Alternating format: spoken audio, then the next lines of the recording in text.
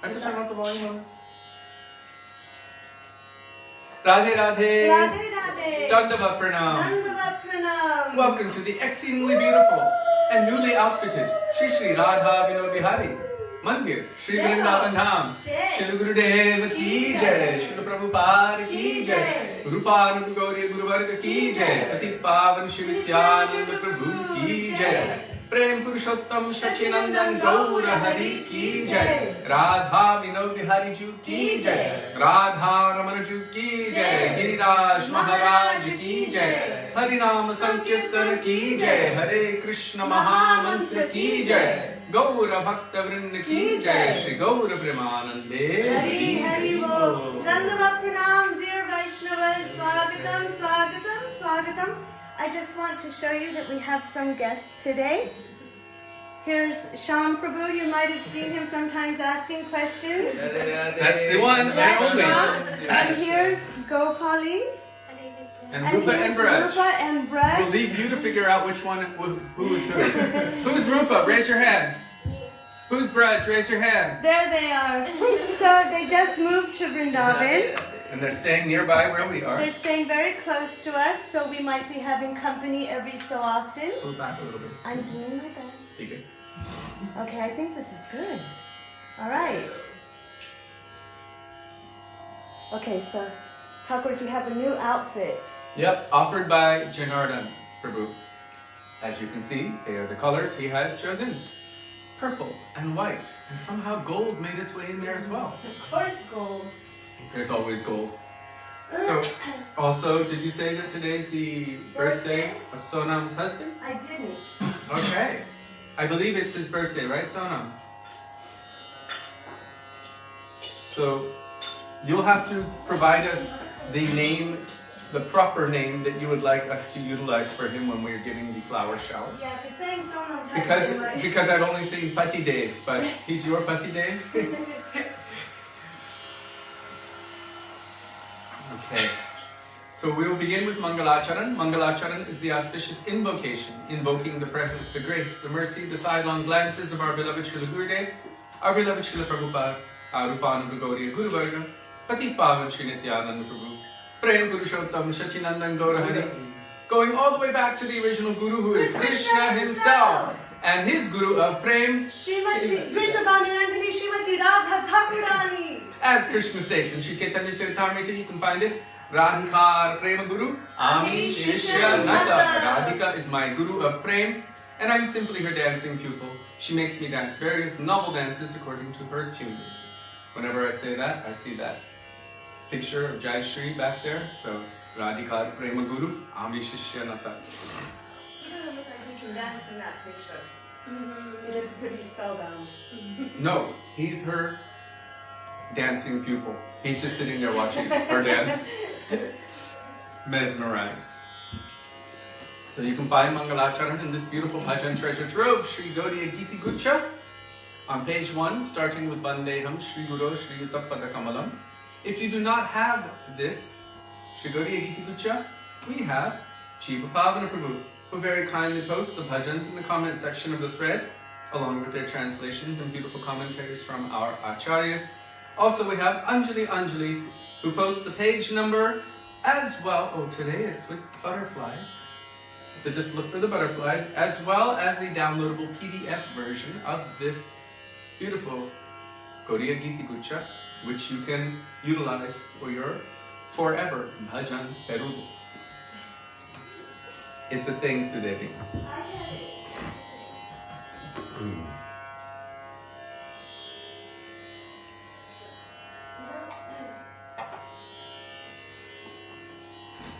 Is Jiva Pavana Prabhu here? I don't see.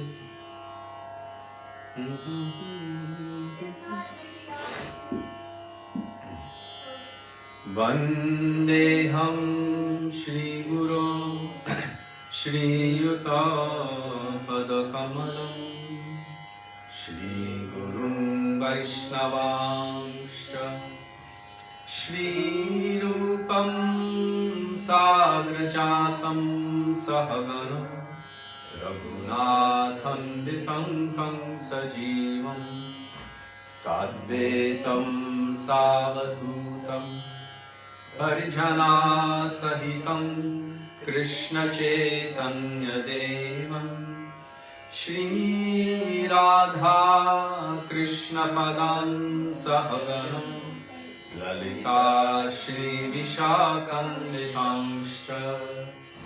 Om Ajnanatirandhasya Jnananjanashalakaya Chakshurunmilitam Yena Tasmai Shri Gurave Namaha Namo Vishnupadaya Radhikaya Priyatmane Shri Srimad Bhaktivedanta Narayanitti Namine Shri Krishna Leela Katane Sudaksham Audarya Madhurya Gunaishcha Yuktam Varam Varinyam Purusham Mahantam Narayanam Kam Shirashan Namami Tridandinam Bhakta Shiromanim Cha Shri Krishna Padabjidataika Hriddi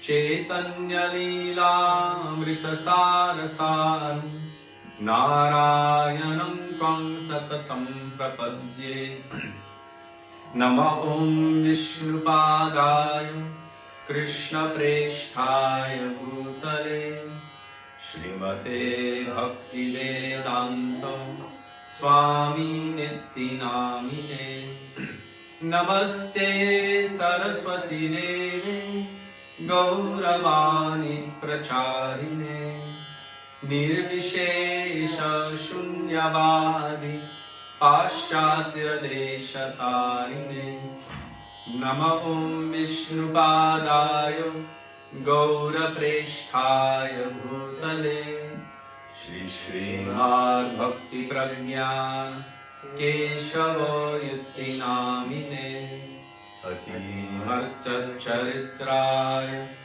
Swashrita Nanchapadine Jiva Dukhe Sadarataya Shri Nama Premadayine Namah Om Vishnupadaya Krishna Presthaya Bhutale Shrimate Bhakti Siddhanta Saraswati Iti Namine Shri Varshabhanavi Devi Dayitaya Kripabhaye Krishna Sambandha Vijnana Dayine Prabhave Namaha Madhuryo Ujwala Premadhya Shri Rupanuga Bhaktira Shri Gaura Karuna Shakti Vigrahaya Namostute Namaste Gauravani Shri Murtaye Dinakarine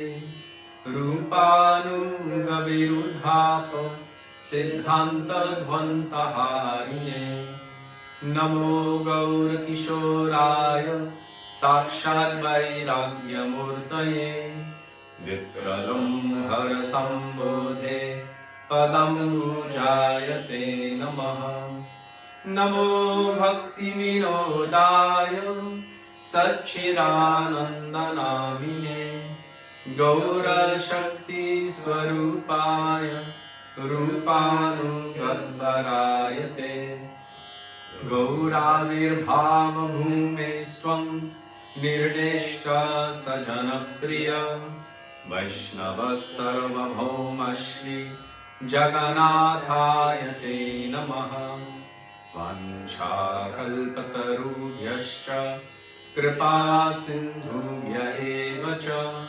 Patitanam Pavanebhyo Vaishnavebhyo Namo Namaha Namo Mahavadanyaya Krishna Prema Pradayate Krishnaya Krishna Caitanya Namne Gauratvishe Namaha He Krishna Karuna Sindho Dinabandho Jagatpate Gopesha Gopika Kanta Radha Kantan Namostute Tapta Kanchana Gaurangi Radhe Vrindavaneshwari Vrishabhanu Sute Devi Pranamami Hari Priye Jayatam Surato Pangur Mama Mandam Matirgati Matsarvasva Padambojo Radha Madana Mohano Divyat Vrindaranya Kalpadrumadam Shrimad Ratnagara Simhasanasto Shri Shri Radha Srila Govinda Deva Preshtanihi Sedyamano Smarami Shrimandra Sarasarambhi Vamshi Vatattatastitaha Karshan Menu Smanar Gopir Gopinatha Shri Estunaha Vrindaye Tulasi Devyai Priyayai Keshavasya Cha Krishna Bhakti Prade Devi Satyavatyai Namo Namaha Panchatattvatmakam Krishnam Bhaktarupaswarupakam Bhaktavataram Bhaktakyam Namami Bhakta Shaktikam Jaya Shri Krishna Caitanya Prabhu Nityananda Shri Advaita Gadadhar Shri Vasadi Gaura Bhakta Vrinda Cheto Darpanamarjanam Bhava Mahadavagni Nirvaparam Shreya Kairava Chandrika Vitaranam Vidyavadhu Jivanam Anandam Buddhivardhanam Pratipadam Purnamritashvadanam Sarvatma Snapanam Param Vijayate Shri Krishna Sankirtanam Harer Nama Harer Nama Harer Nama Eva Kevalam Kalo Nastyeva Nastyeva Nastyeva Gatiranyatha Hare Krishna Krishna Krishna Hare Hare Hare Rama Rama Rama Hare Hare. Vandava Pranam, all Vaishnavas.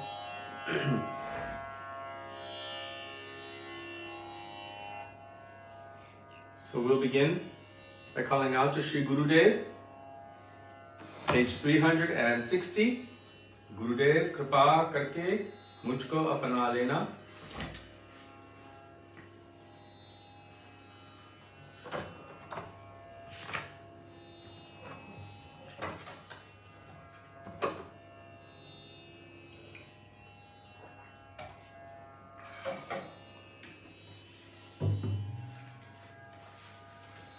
Usually I tell who the bhajan is from, but this one was not written by, as far as I understand, any of our acharyas. It was written by a disciple of our Srila Gurudev, Srila Bhaktivedanta Narayan Goswami Maharaj, and he accepted it and responds to it. So we sing it in hopes and with a prayerful mood that he will also hear that prayer from our heart. It is fully in line with all of the devotional sentiments from Shastra. Generally, we only sing the bhajans of our Vaishnava acharyas, but if something has been able to melt the heart of Sri Gurudev, then we also will endeavor to apply that in our own lives.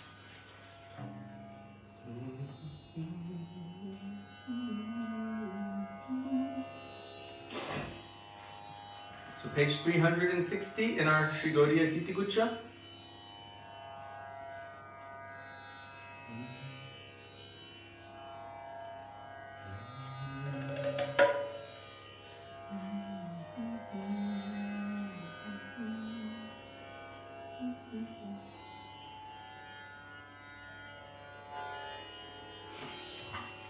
Gurudev Kirpa karke mujhko apna lena. Gurudev Kirpa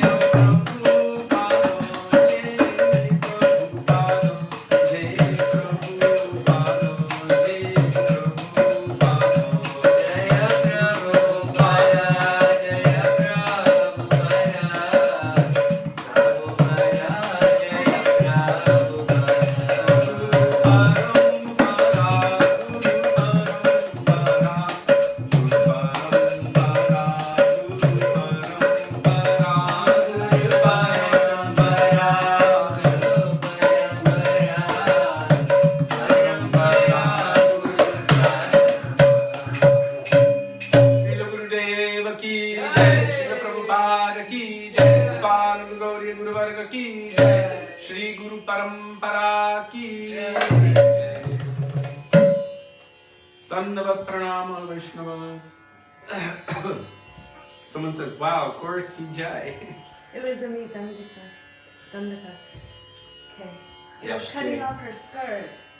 That way, and Now I'm cutting off Radha. you can just back up everything a little bit. No, it's fine now. Or do you want it farther back? No, as long as it's fine, I'm happy. Yeah, did everybody see the devotees that are with us? Did we show, was everybody here? No, they weren't all. So this is Sham Prabhu. They came from Texas, America, right? Texas. And this is Gopali and Rupa and Braj. Raja, Rupa, raise your hand. Rupa. Raja. They're twins, so it may be difficult for some to recognize who is who. We will let them make themselves recognizable. Only by the mercy of the sun can one understand or acknowledge the sun. So they just moved here to Vrindavan and they're close to where we live. So we may be having them regularly, which would be so nice for us to have the association. And they're both sons. Yeah, they have 2 full moons, or full suns. There you go, full sons. Instead of a partial sun. What a scorch. Here. Are you guys going? They're leaving. Come in front of the camera and say goodbye to everyone. Come on. Come say here. goodbye. Say Radhe Radhe. Say Radhe Radhe. Hey, hey. Look at the camera, say Radhe Radhe. Don't be shy now. He's being shy. They've got energy. Radhe Radhe. They've got a lot of energy. It's evening time, you know? When certain kinds of persons get their strength and so it's time for them to play. Alright, if it cuts anything off, I'll come back and fix it. Let me let you guys out. Remember, mosquito roll. 3 seconds. 3 seconds. We have a 3-second screen door roll. Go, Radhe 1, Radhe. See you later. 3. Okay. Siviriamo. Oh wait, English, right? See you later. Okay, now we will call for the mercy of the Vaishnavas.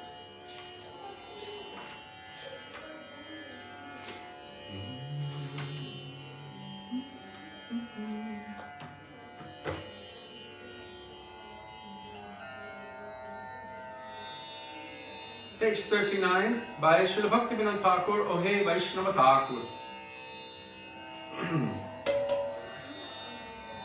Ohe Vaisnava Thakura, Doyaro Sagaro, Edase Karuna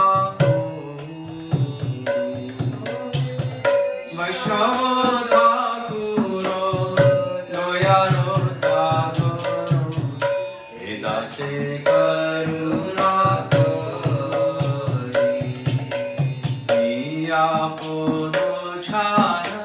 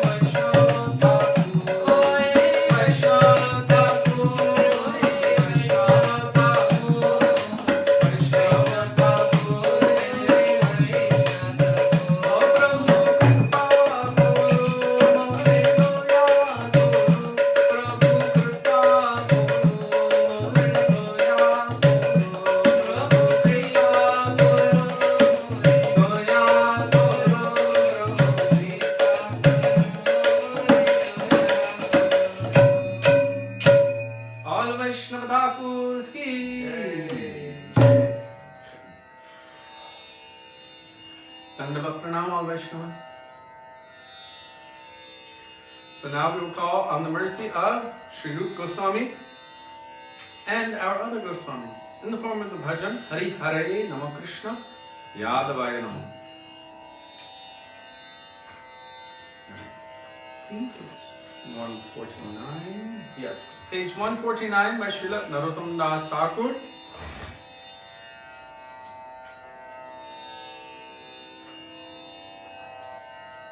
In case you're wondering why I'm drinking out of a pitcher, it's because I got a little bit too much sun today, so we've got electrolytes in here, and it helps me to rehydrate.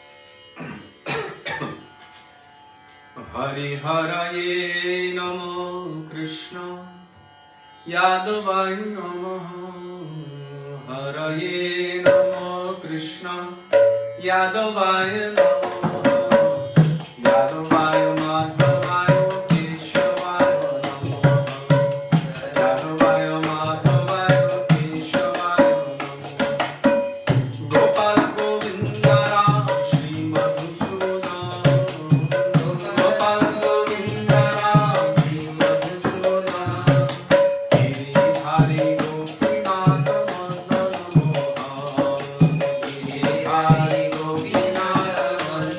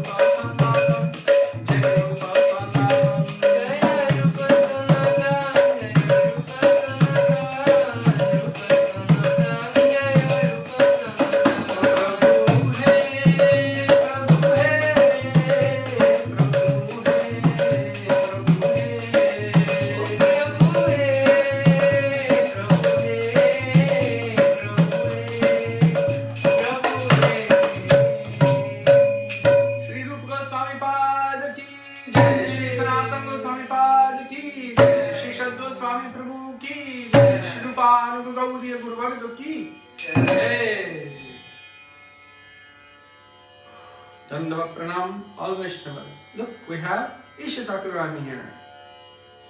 Always pushing us toward Nityananda Prabhu. So now we will call for the mercy of Śrī Nityananda Prabhu.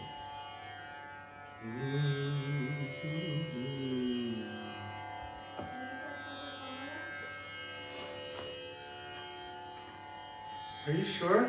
Didn't we just do that?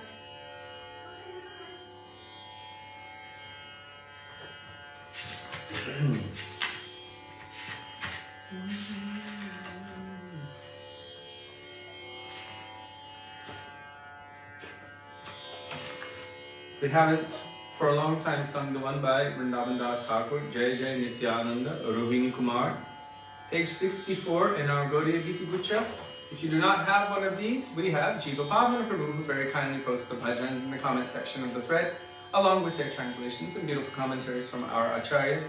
And Anjali posts the page number as that's today with butterflies, as well as the downloadable PDF version of Sri Gaudiya Gita Gucha. So you can follow along with the bhajans, and especially with their intended meanings. Why did I use the term intended meanings?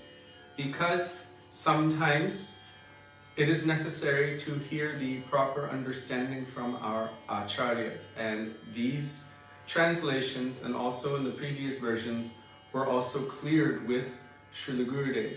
Because these words of our acharyas are not different from Shastra, and they are transcendental. The only way to understand transcendental information is by the mercy of transcendental. So in order to understand their proper or intended meanings, our Guru Varga have given their commentaries. Just like when our Srila Prabhupada wrote that bhajan, Krishna tava punya have bhai, e punya kurive jave radharani kushi have, dhruva ati boli tomatai. So someone might read it and say, oh, Krishna, you are my brother. And Srila Bhakti Rakshak Sridhar Maharaj explained that our Srila Prabhupada was almost challenging him in a way. If you want Radharani to be happy with you, if you want her to be pleased, Kushi, Radharani Kushi Habe, then you will certainly help me in this endeavor to follow the order of my Guru Maharaj, O Krishna. So it's kind of like showing in that way. So without the proper commentaries of our acharyas, we might miss a big point of the intended meaning. So our Guru Varga, yes, Jay came across a statement a couple of times in the last few days that some consider Srila Vishwanath Chakravarti Thakur to be an incarnation of Srila Rupa Goswami. There we go, Hare Krishna. Okay, we've connected the SIM card this time. I don't know what happened. The always on fiber internet shouldn't go off like that, but it did, so please forgive us. So, we were speaking about Srila Vishwanath Chakravarti Thakur. So our Srila Gurudev Srila Bhaktivedanta Narayana Goswami Maharaj has explained that Srila Vishwanath Chakravarti Thakur is like a non-different manifestation of Srila Rupa Goswami.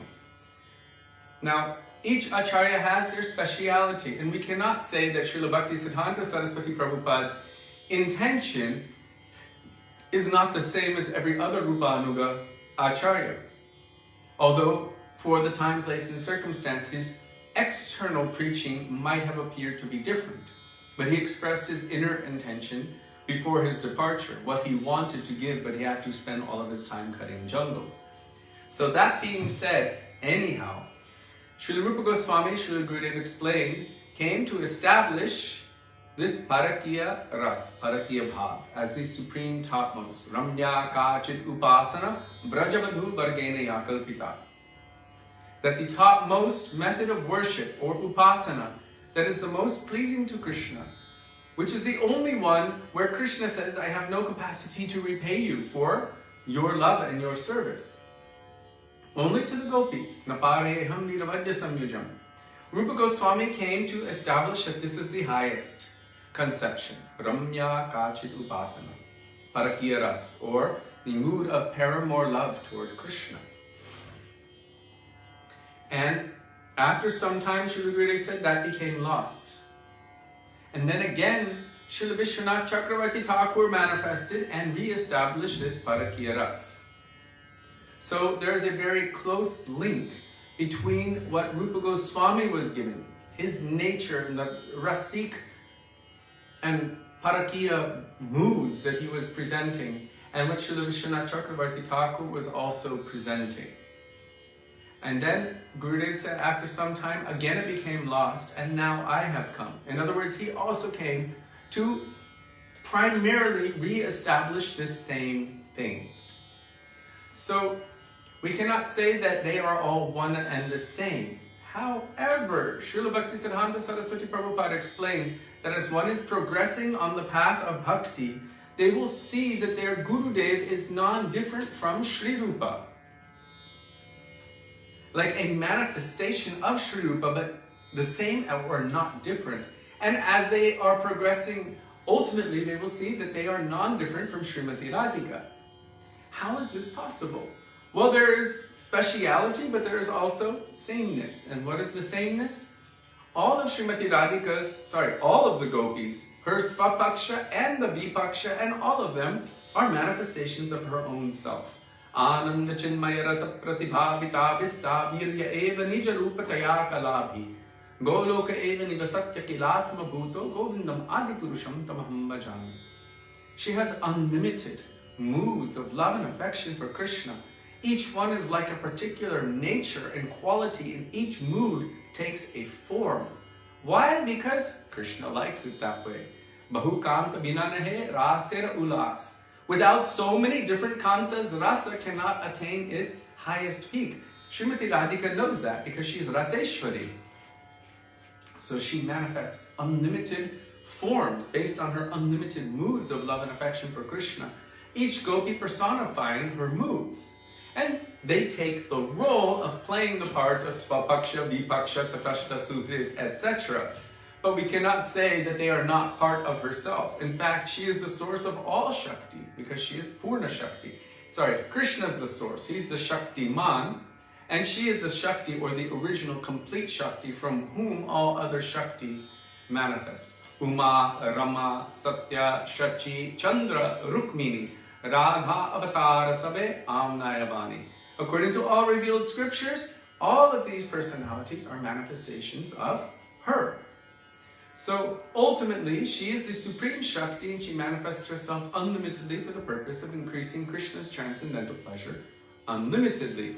That also includes her maidservants, the Manjaris. They're also gopis. And they are, you can say, manifestations of the particular bhavs of her manifestations. So our particular lineage is coming through the bhav of Vamya Bhav personified, Srimati Lalita Sakhi, and Sri Rupa Manjari, and all of those personalities are manifesting from that aspect, so to speak. So from one aspect you can say, yes, there's no difference, and from another aspect you will say, yes, there's a difference. But there's speciality.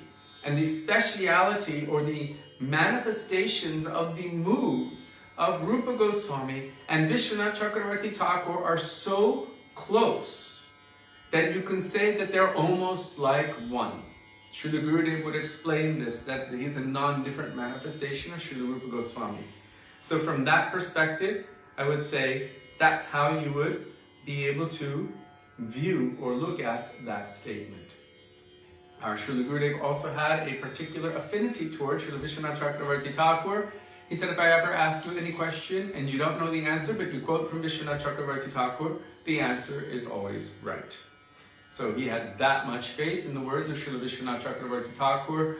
Our Srila Gurudev, Srila Bhaktivedanta Narayana Goswami Maharaj, was representing perfectly and beautifully the moods of all of these acharyas, but especially Srila Vishwanath Chakravarti Thakur and Srila Bhakti Vinod Thakur.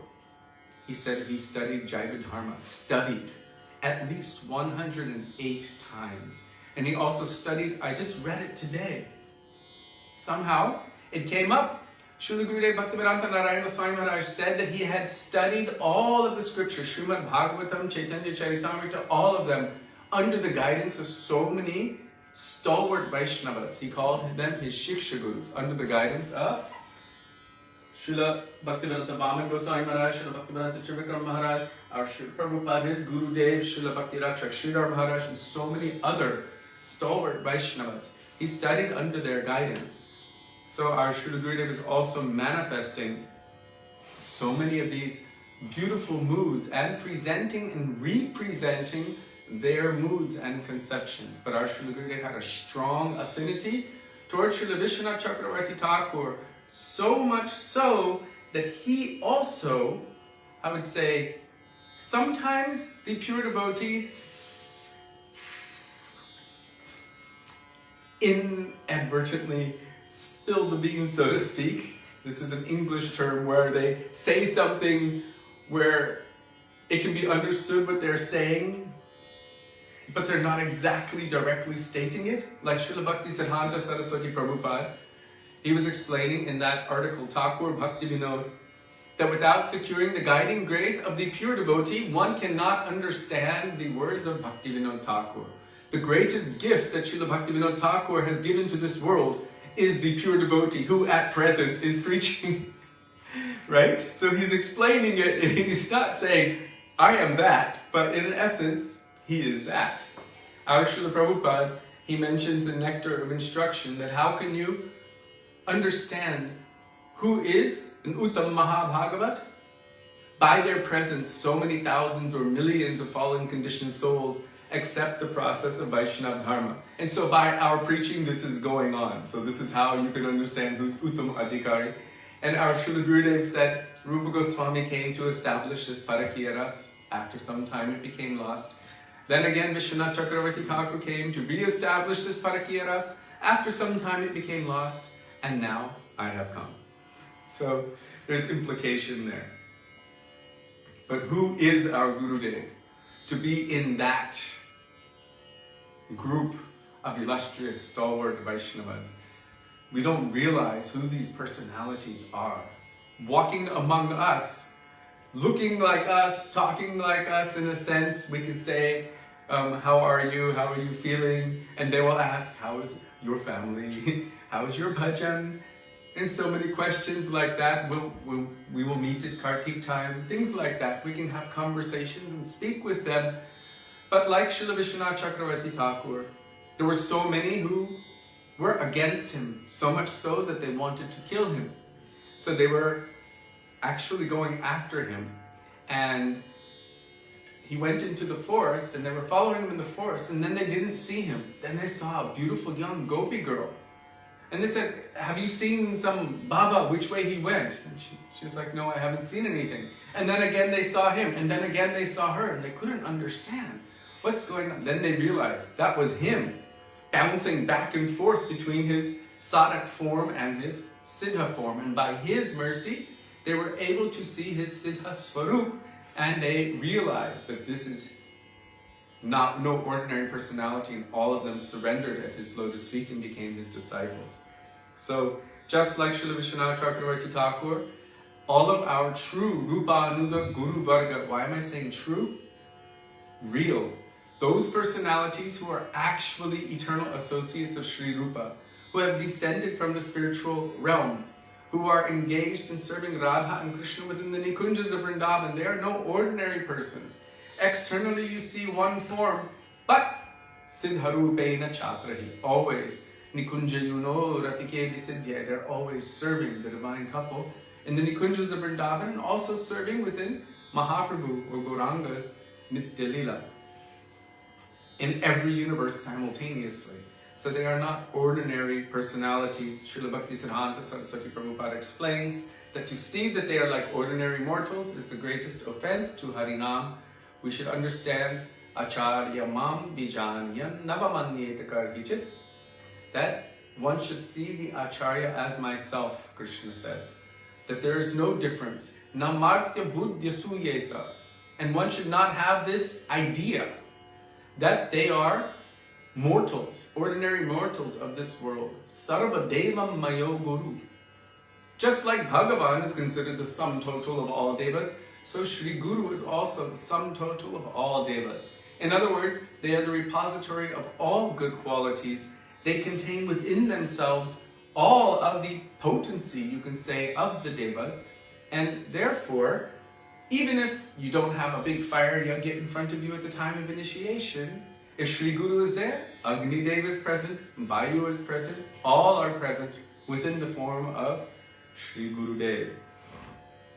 So how fortunate we are to have had this darshan of these divine personalities. But more fortunate than that, because what can we see with our material eyes? They have somehow connected to us and are trying to help us personally to progress on the path of devotion.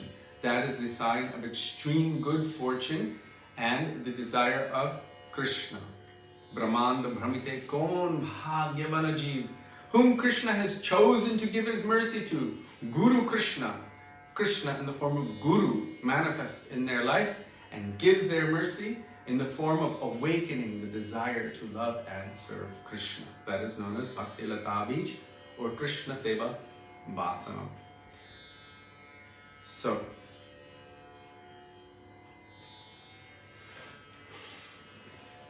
now we will call out to Patit Pavan Sri Nityananda Prabhu. Thank you for your beautiful question, Prabhu.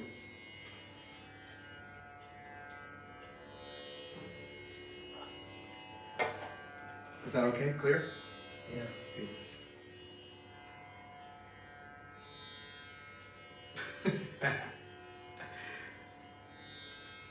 Sudevi, Sonam is saying, oh my Gora. Oh, our Gora. No, OMG, right? Oh my Gora? Yeah. We are so fortunate. She's got yellow hearts and happy faces. Is that a flower garland? I love how they notice all the details.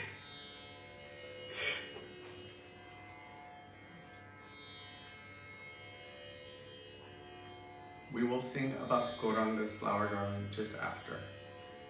Ujwala Varana Gaurava Deham Vilasati Niravadi Bhavavideham. After this Nityananda Prabhu. So Jaya Jaya Nityananda Rohini Kumar by Vrindavana Dasa Thakura, page 64.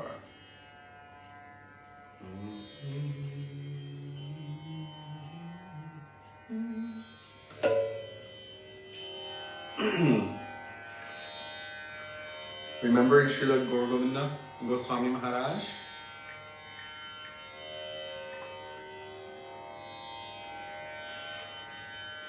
Śrī Krishna Caitanya Prabhu Nityananda Śrī Krishna Caitanya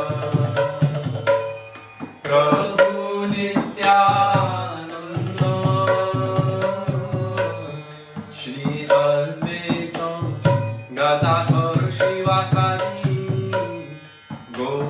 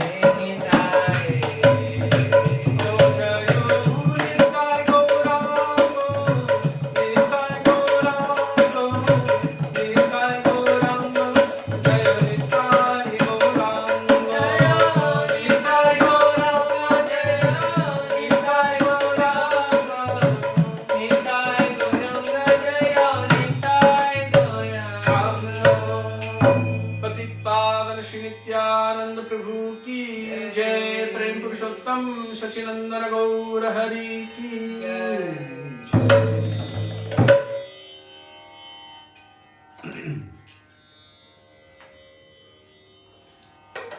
Dandava Pranam, all Vaishnavas, so many joining and some departing. So now we will call out to Sri Sacitananda Bhagavat in the form of the bhajan by Sri Sarvabhauma Patacharya, Ujwala Varana Gaura Varadeham Vilasita Niravadhi Mahavideham, page 270.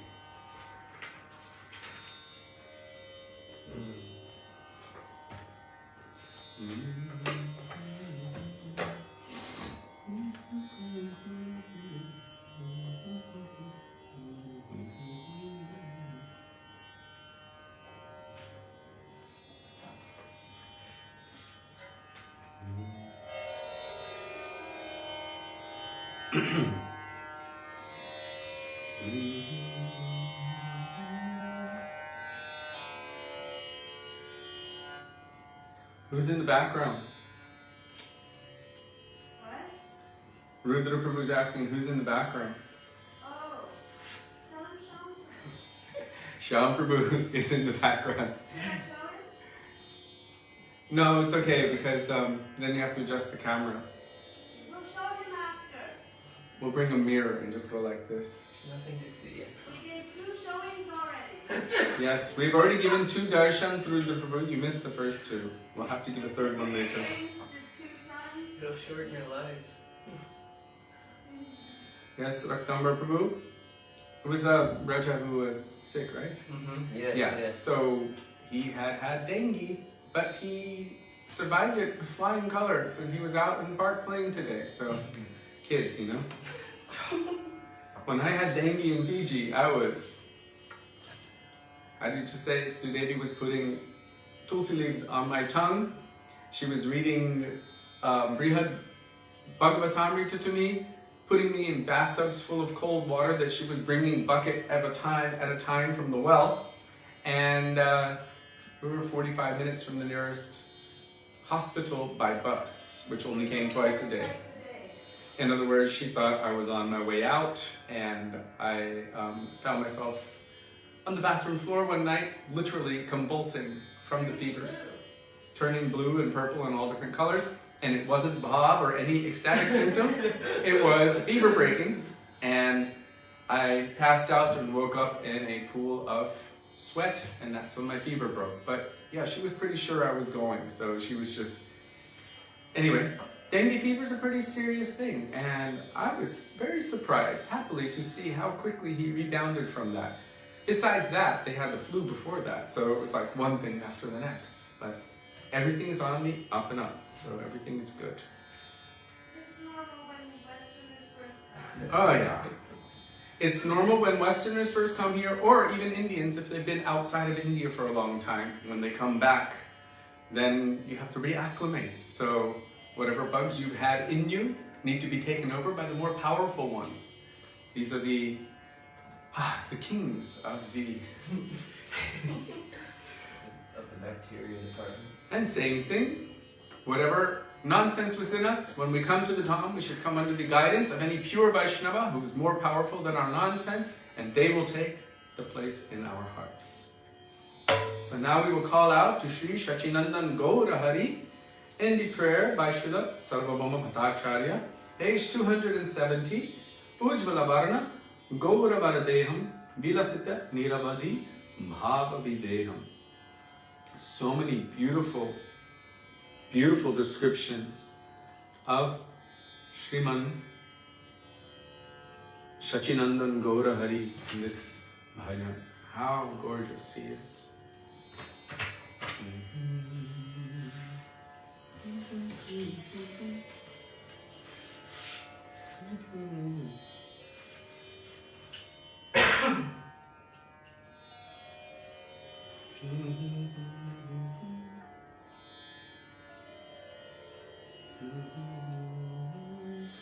Ujwala Varana.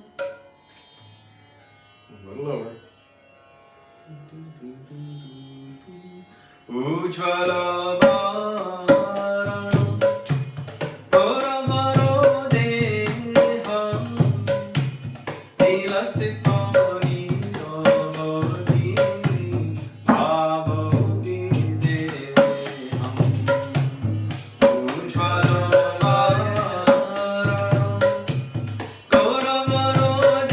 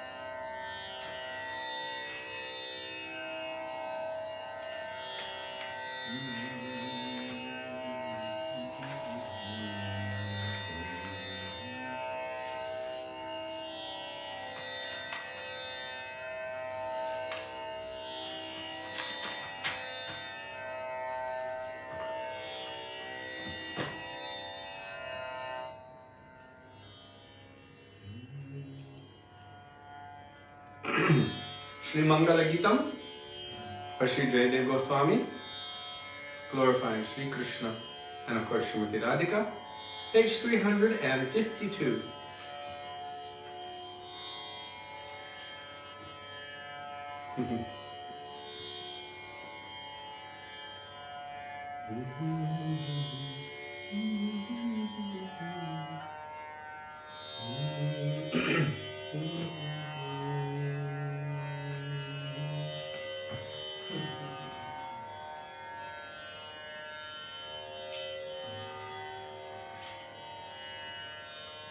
If you do not have the Gaudiya Gita Gurcha, Jiva Bhagavad Prabhu posts the bhajans in the comment section of the thread, and Anjali posts the page number and the downloadable PDF version.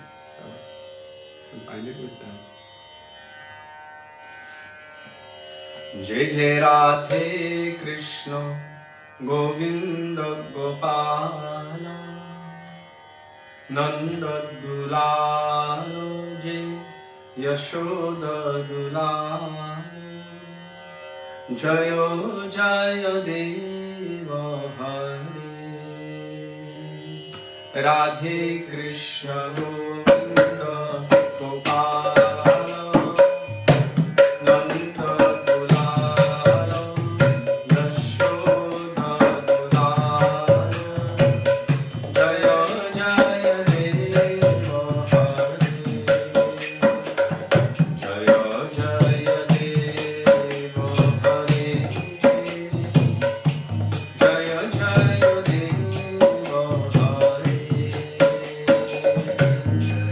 Jaya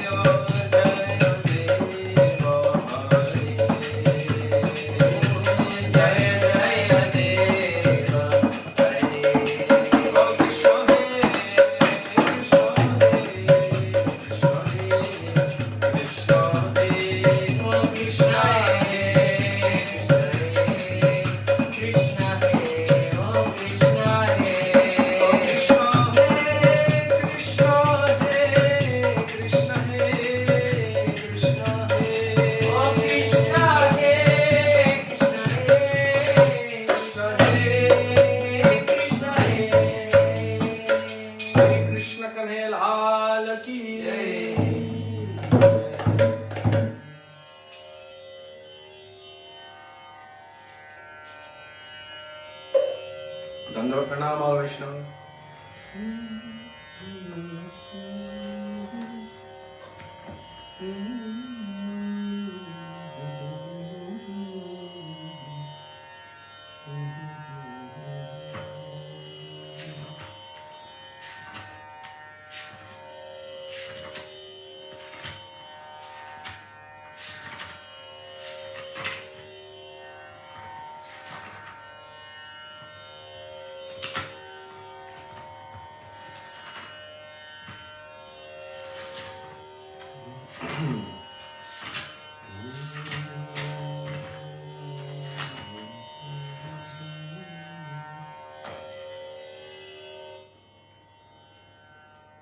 Vande Shri Vrishbhanu Sutapada by Sri Vishwanath Chakravarti Thakur.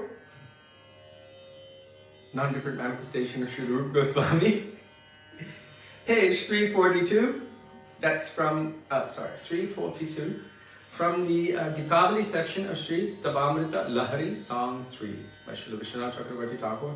Vande Shri Vrishbhanu Sutapada. And Shiva Pavan Prabhu, do you have that one handy? I know there's a couple bhajans that take a little bit longer to find.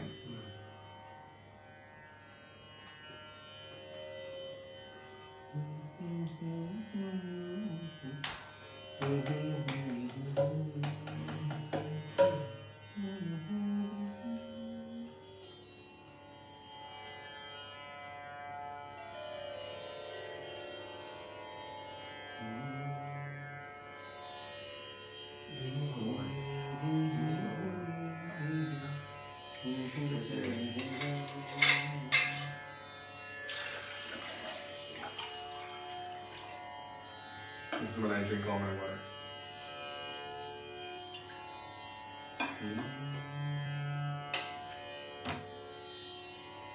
Looks dark. Copper water.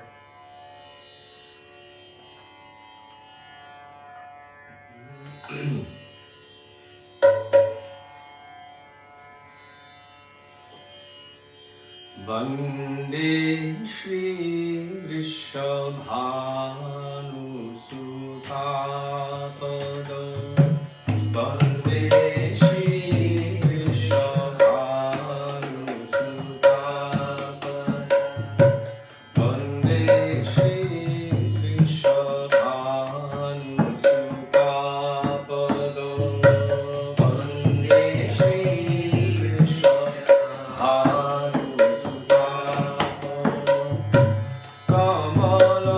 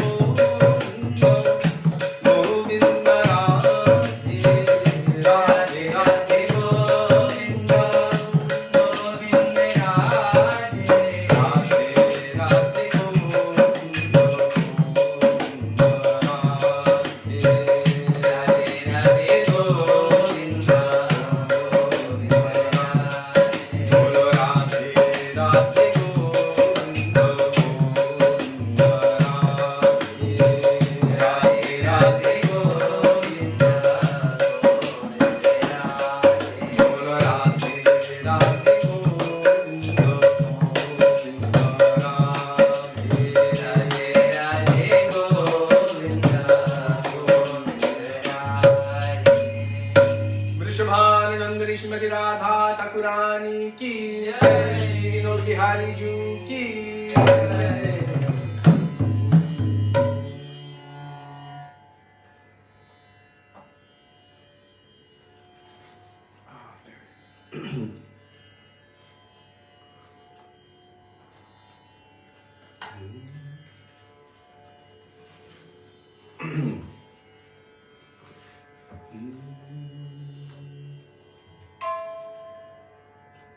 Where was that? Was it here, there? Is that the conch? No, that bean. Oh, it sounded over there. It's not this one. Okay. No, it's okay. It's not that. The volume's down there. Dandava Pranama Vaishnava. So now we have come to the culmination of all of our prayers till now, calling out Shri Guru to the Vaishnavas, to our 6 Goswamis, especially Shri Rup Goswami, to Shri Nityananda Prabhu, Shri Sacitananda Bhagavat, Radha and Krishna. The culmination is in that Mahamantra, which Krishna himself takes in order to experience what it is like to love himself from the perspective of that person who is love personified, that is Srimati Radhika. That is the Hare Krishna Mahamantra. Hare Krishna, Krishna Krishna, Hare Hare, Hare Rama, Hare Rama, Rama Rama, Hare Hare.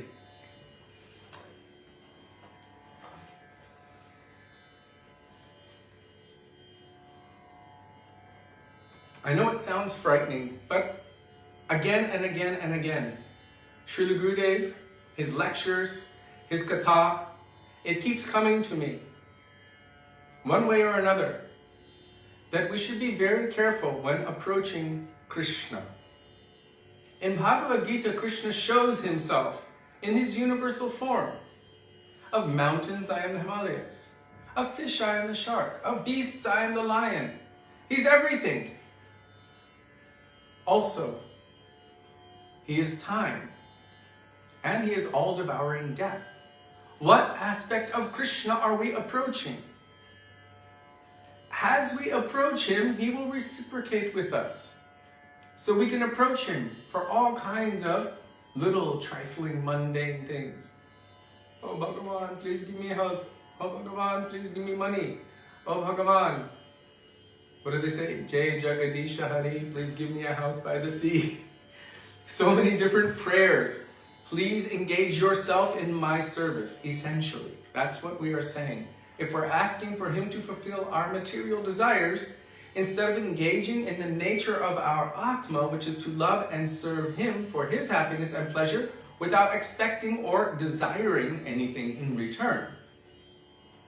That is karma, mishra bhakti. Expecting or desiring anything in return, even a pat on the head.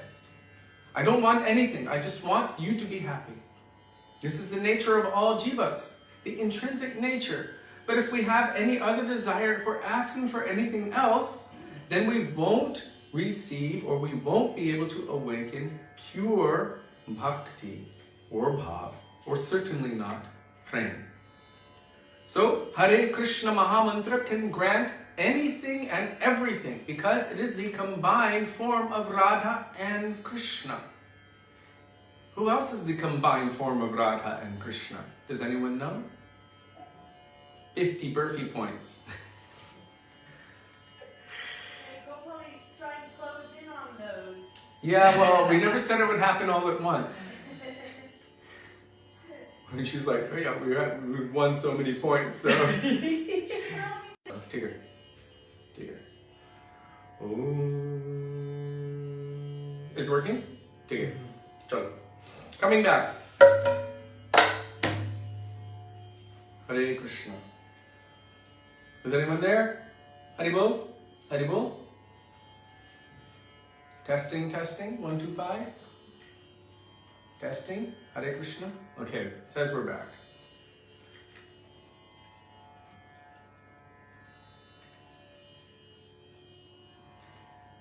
Ah, very good, Prabhu answer. Yes. Who else is the combined form of Radha and Krishna? Śrī Krishna Caitanya Radha Krishna Nahe Anya. Radha Chintriveshena Yasakantir Vilopita Śrī Krishna Charanam Mande Radha Alingita Vigraham. The form of Krishna. Who is tasting that love and affection that Srimati Radhika has for Krishna, fully embraced by Srimati Radhika from all sides, coated, covered. In her bhavs, therefore manifesting her complexion, that is Sri Sacitananda, Gaura Hari. So, if we're calling out, Yash Jay says 246, clear, clear, clear. So if we're calling out to Hare Krishna, there should be no other mood or desire. Praying for worthless trifles of this world, mundane little things, and also trying to engage the Lord in our service. That is really actually against the nature of our Jivatma. So Harinam Prabhu can give anything very easily. Harinam Prabhu can give whatever desire you have, whatever desire you want, in a moment, grant. If you want, you can get health, you can get wealth, you can get all kinds of material facility, you can get beautiful, all kinds of material sense enjoyment, you can even attain the heavenly planets or mukti, liberation, freedom or cessation from material suffering. Very easily, all of these things can be had by the power of Harinam. But the devotee does not ask for any of these things. Varam deva moksham, na mokshavadim na chanyam vrineham vareshadapiha. Idam deva purnata gopala balam sadame manasya virashtam kimanyay. I don't want moksha, liberation, nor the end result of moksha, which is even attainment of Vaikuntha. I'm not searching after that. Sri Satyavrata Muni prays, we're preparing for Kartik, which is coming soon. Only may that beautiful form of Damodar, that Bal Gopal, always remain within my heart. Mahaprabhu is saying, Na dhanam, na janam, na sundarim, kavitam, va jagadisha kamaye. I don't want all of these things. Na dhanam, I don't want wealth. Na janam, I don't want followers. Na dhanam, na janam. Na sundarim kavitam. Sundari means beautiful and kavitam means poetry. I don't want glorification with beautiful poetry and all of these things. I don't want any of these material things. Only birth after birth may I have unprecedented devotion for Krishna. Mama janmani janmanishvare bhavatad bhaktir ahaitaki tvai. Ahaitaki tvai means without any material cause. That means there's no material desire for any kind of reciprocation. And also you see it in Sri Caitanya-bhāgavata. Navayache rajyam nachakanaka manikya vibhavam nayache ham ramyam sakala janakamyam varabadham aho dine nate nit charano nishtitamidam jagannatha swami nayana patagami bhavatumi. I don't want all of these other material things. Again and again you see that the real devotees don't ask for any material thing. And Srimad Narayan says, even if I offer them any of the kinds of liberation, they don't accept it. They only want what is favorable for Krishna's pleasure, for Krishna's happiness, for Krishna's benefit. This is known as Uttama Bhakti, or pure, unalloyed devotion, without any mixture. So when we are calling out to Sri Harinam Prabhu, to Hare Krishna Mahamantra, we should try to endeavor to push aside all other thoughts, all other desires, all other processes. And it will be extremely difficult to do so on our own, so therefore we must be under the guidance of pure Vaishnavas.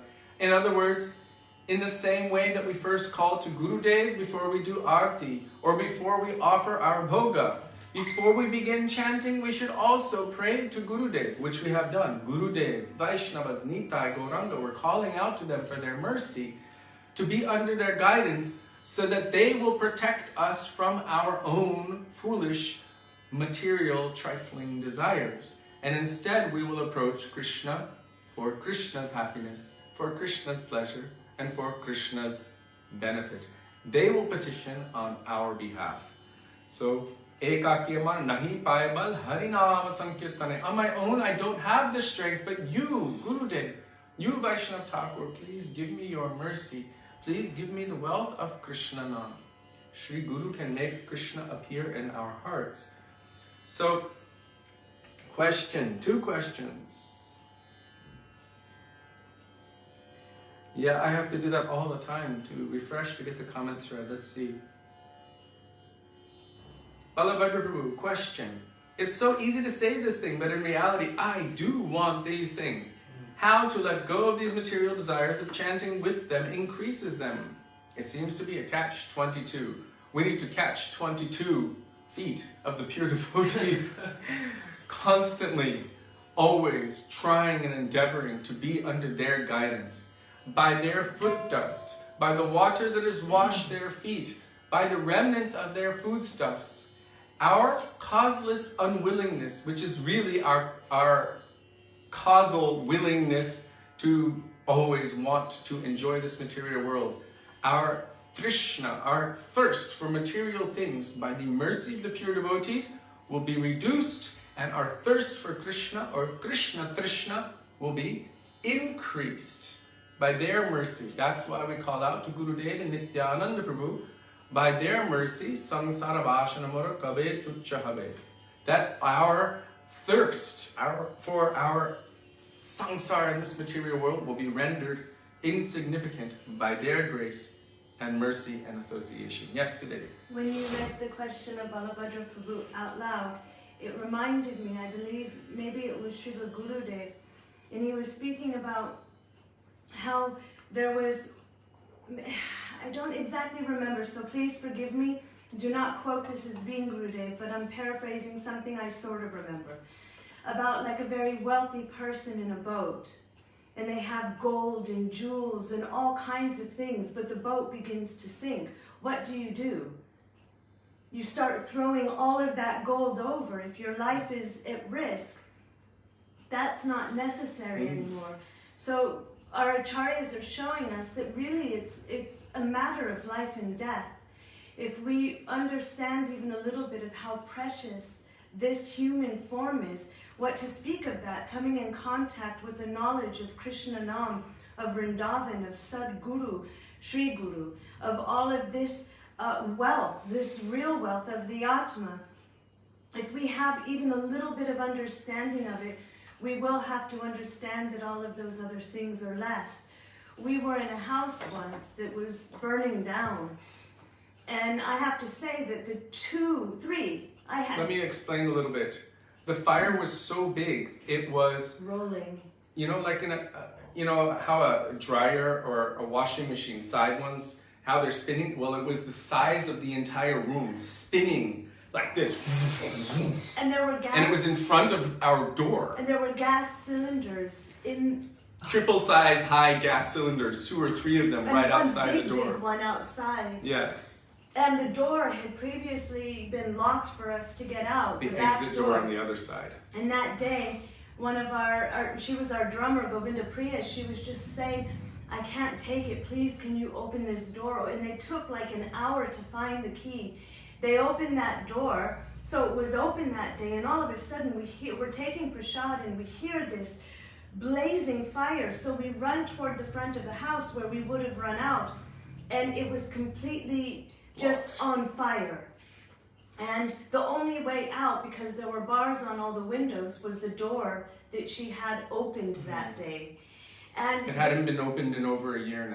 I didn't think of all of my material possessions. I didn't think of my computer, my, MP3 player, my other things. What did I think of? I thought my mala, my Thakurji, and my tilak. Those were my treasure. I didn't think about my saris, my clothes, my mascara, all these other things that I think I need and that I think are very important on a day-to-day basis. They were absolutely nothing when my life was at risk.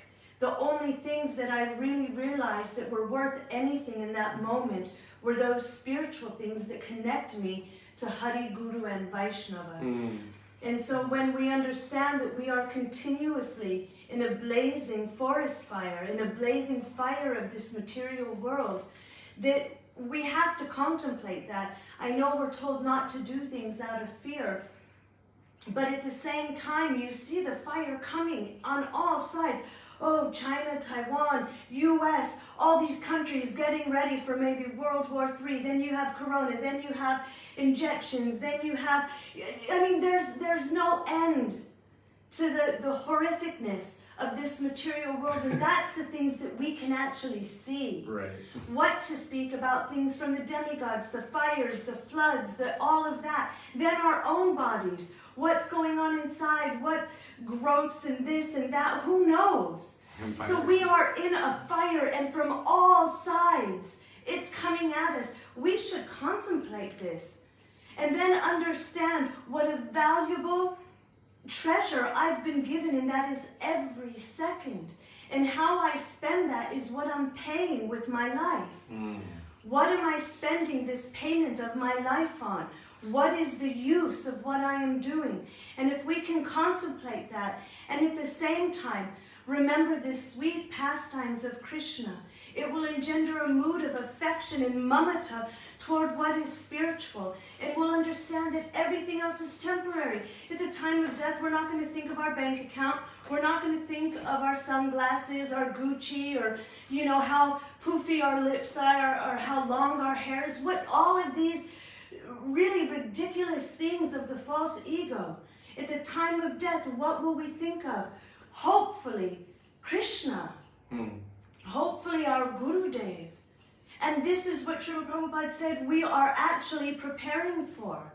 So we must contemplate these things. That's why it's so important for us not to prematurely think that we are in Manjari Bhav, not to prematurely think that we have crossed this ocean of samsara and now we are tasting Brajaras. We're not. If we have any attachment to this material realm, then that is a cause of great suffering, actually. So we should contemplate it, not that we should chant and remember our anarthas, but remember the gift that we have been given of this human form and the treasures that have been poured upon us by our Guru Varg, Bhaktivinoda Thakur, our Gurudev, Srila Prabhupada, Srila Rupa Goswami, Śrī Caitanya Mahāprabhu, Nityananda Prabhu. When we see how they are flooding us with this, why are we climbing a big material tree, holding on, trying not to get touched by that? That's really what we're doing, is trying to run away, but we are being flooded by mercy, and we're trying to run from that. And so when we feel these when we feel these material things coming up when we're chanting, then those things should also come up. What good will this do me at the time of death? Because my time of death can be the next second, the next breath. So what am I focusing on? Is it going to actually help me? Is it going to give me bhakti, bhav, and prem? If not, then we will be the sore ones at the time of death thinking, what have I done? I had such a treasure and I've wasted it.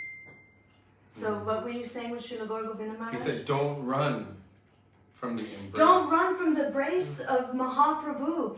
There's a lecture and he's saying, why are you running? Why are you running from the embrace of Mahaprabhu? He's there with open arms trying to bring you into his fold, and we're running like crazy. I once had a dream.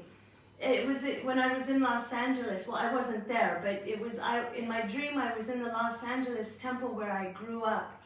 And the deities, I was there having darshan of the deities in a dream. And all of a sudden they started coming off the altar toward me. And I freaked out and started running down Venice Boulevard. And I looked back and Thakurji, Radha and Krishna were floating behind me, chasing me. And I was freaked out, running from them.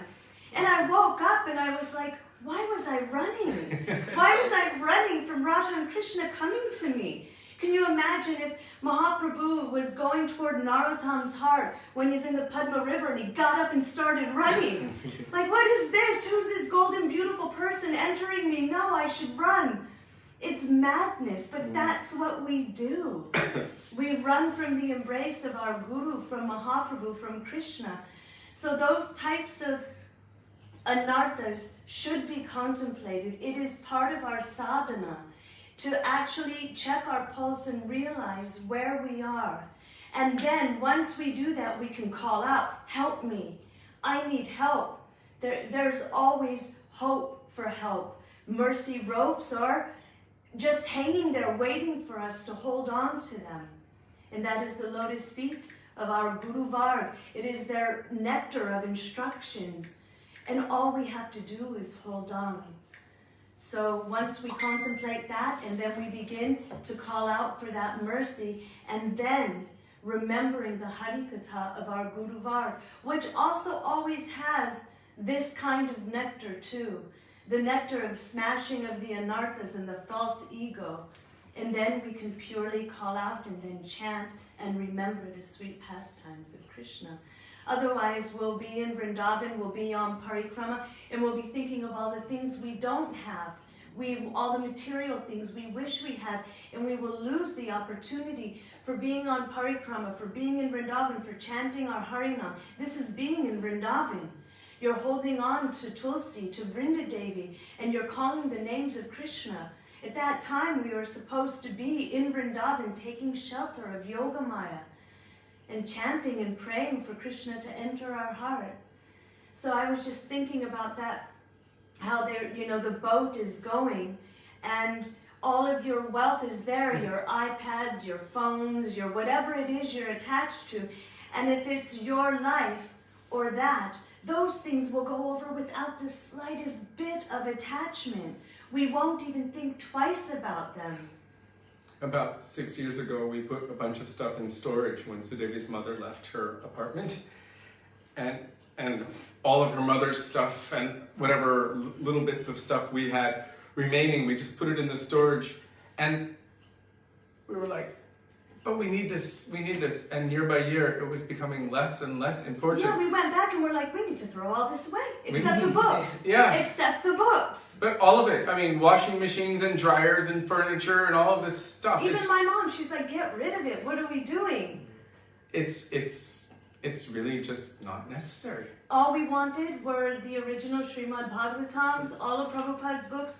We had all of the Back to Godheads from like the second one we gave to Sri Vrinda Didi. But the point is that all we were concerned with at that point were the spiritual things. Because that's really all that matters. As time goes by and you look around your house and you think, oh my gosh, just more things to collect dust. I don't spend my time cleaning all the things. It just collects dust. The only real thing that I go toward and clean every day is Thakurji's sitting place.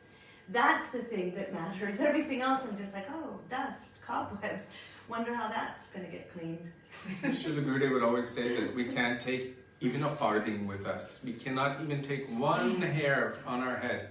So why are we so busy collecting so many things of this world? And that includes desiring these things, because that will make us have to collect it in future lives. So all of these desires, Gurudev would tell us, don't desire anything else. And it's such a strange kind of request, because how do you stop yourself from desiring those things? I don't know, was it Srila Gurudev that said that when you're chanting, and especially when you're in the Dham and you're progressing something on the path of bhakti, I think it was Gurudev that said, you will have to have those desires fulfilled. They will have to come to you. In the same way that Dhruva Maharaj, that was frightening. He had those desires. The moment he saw the Lord, he lost that desire, but because that was the desire that was in his heart when he approached the Lord gave it to him anyway. So he had to live in it for 400,000 years and rule over the pole star, Dhruvaloka, even though he had no desire left for it. Do you remember when we were in Austria at Narayan Ashram?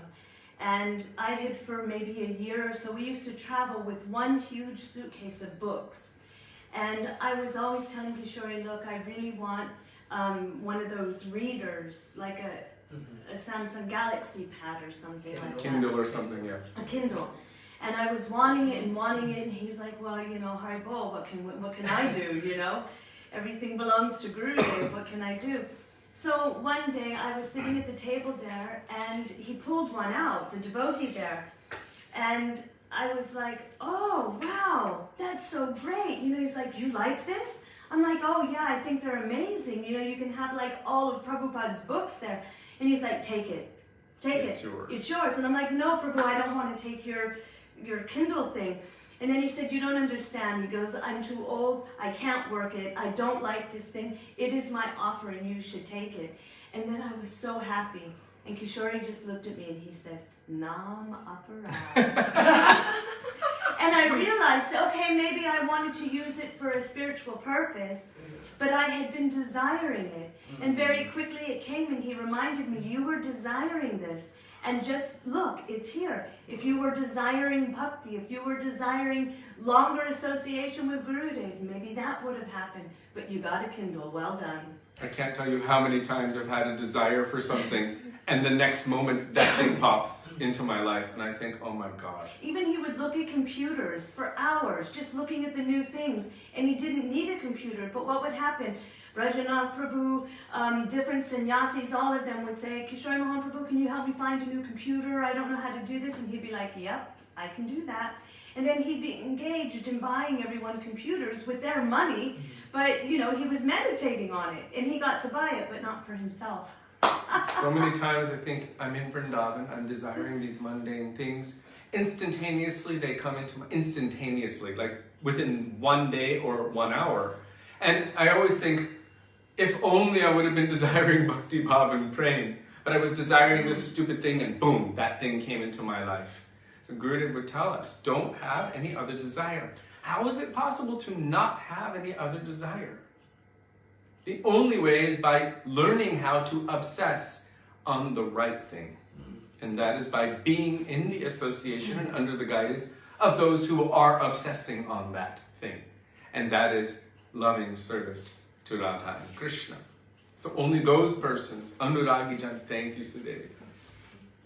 Only those persons can help us to become free from those material desires. So when we're praying to Krishna, when we're calling out the Hare Krishna Mahamantra, it is imperative that we try to be in such a way, and that means how we live our life also, that when we are calling out, it's not with all of these other desires manifesting and lurking up in our heart, but it's with a certain mood. As I was mentioning just before, in the same way that we invoke Gurudev, Gurudev Namah Swagatam, Swagatam, please come Gurudev. Now we're going to offer Arti, and I'm going to assist you. Gurudev, please come. Now we're going to offer Bhog to Thakurji, and I will assist you. Gurudev, please come. Now we're going to serve Radha and Krishna. by calling or serve Sacinanda and Gaurahari in the form of calling out and submitting to Hare Krishna. Hare Krishna. This is the Mahamantra, Sri Harinam Prabhu, under the guidance of Gurudeva. Then we approach Hare Krishna Mahamantra. And Gurudev can not only protect us from our own material desires, but can also protect us from Krishna himself, who may also trick us. Oh, do you want to be, you want liberation? Very easily, boom, he will give it. Oh, do you want to be a queen in Dwarka? Do you want to be this? Do you want to be that? He'll offer so many things to us. Oh yeah, that sounds good. Today, popped up in the news, someone just won $700 million lottery. 700 million. Do we want that? Would you put down everything else if I offered you that? Right? So, Krishna will offer so many things. So many things. What do you want? But, Nama Chintamani Krishna. Krishna can, or the holy name of Krishna can award or awaken the most valuable thing. So why settle for the husk of rice or broken glass? Useless things of this material world. When we are calling out the holy names of Krishna, we should be asking for that thing which will give Krishna the topmost pleasure and happiness, that is prema, and which will also help ourselves to be within our nature, which is to love and serve Krishna. So as our Srila Prabhupada said, when we are calling out this Hare Krishna Mahamantra, we should only have one prayer in our heart. O Radha, O Krishna, I have been bound in this material world for so long, but I have always belonged to you. I have just forgotten this. Today I am giving my heart to you. Please accept me. Please make me yours. I am yours. I am yours. Please engage me in your loving service. With this kind of mood and with this kind of intention, if we are calling out to Sri Harinam Prabhu, very soon, prema, the greatest treasure, can be awakened within our heart or our Atma.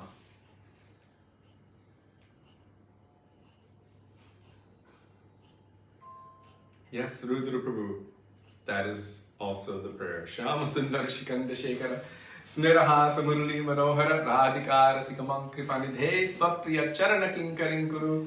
Oh Krishna, if you can give me anything, I only want one thing. I don't want any lesser thing. Please make me a maidservant at the feet of your dear most beloved Srimati Radhika. That is our ultimate prayer. If Krishna were to ever come in front of us and say, what would you like? Land, palaces, beautiful princesses? No, none of that. Only service to the lotus feet of Vrindavaneshwari, Raseshwari, Vrishbhanu Nandini, Srimati Radha Thakurani.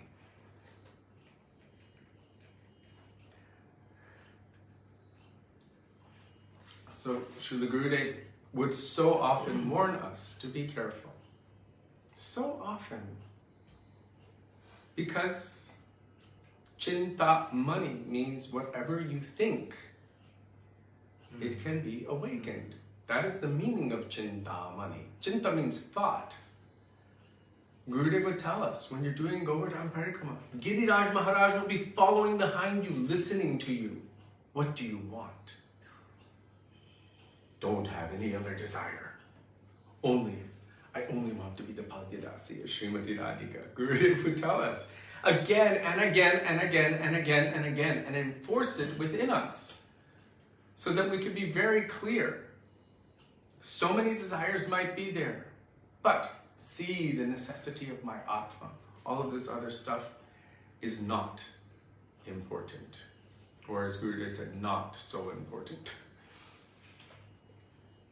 Yes? If as we're practicing our sadhana, something comes to us and we suspect maybe this is like a test, would it be advised to reject that thing?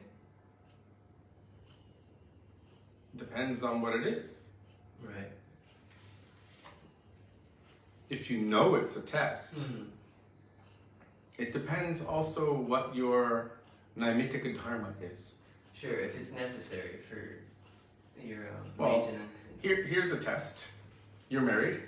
and then your wife is pregnant. And well, that's not necessarily going to be favorable for my complete dedication and bhakti, but if I just reject that artificially, that even though I know it's a test, then that would be also jumping beyond my adhikar and creating a situation where I'm not under guidance. So always being under guidance, doing my worldly duty.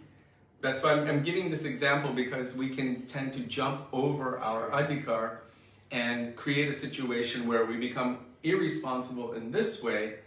What generally happens if someone is jumping beyond their adhikar and artificially rejecting something is they end up jumping into that same thing again, usually with another person.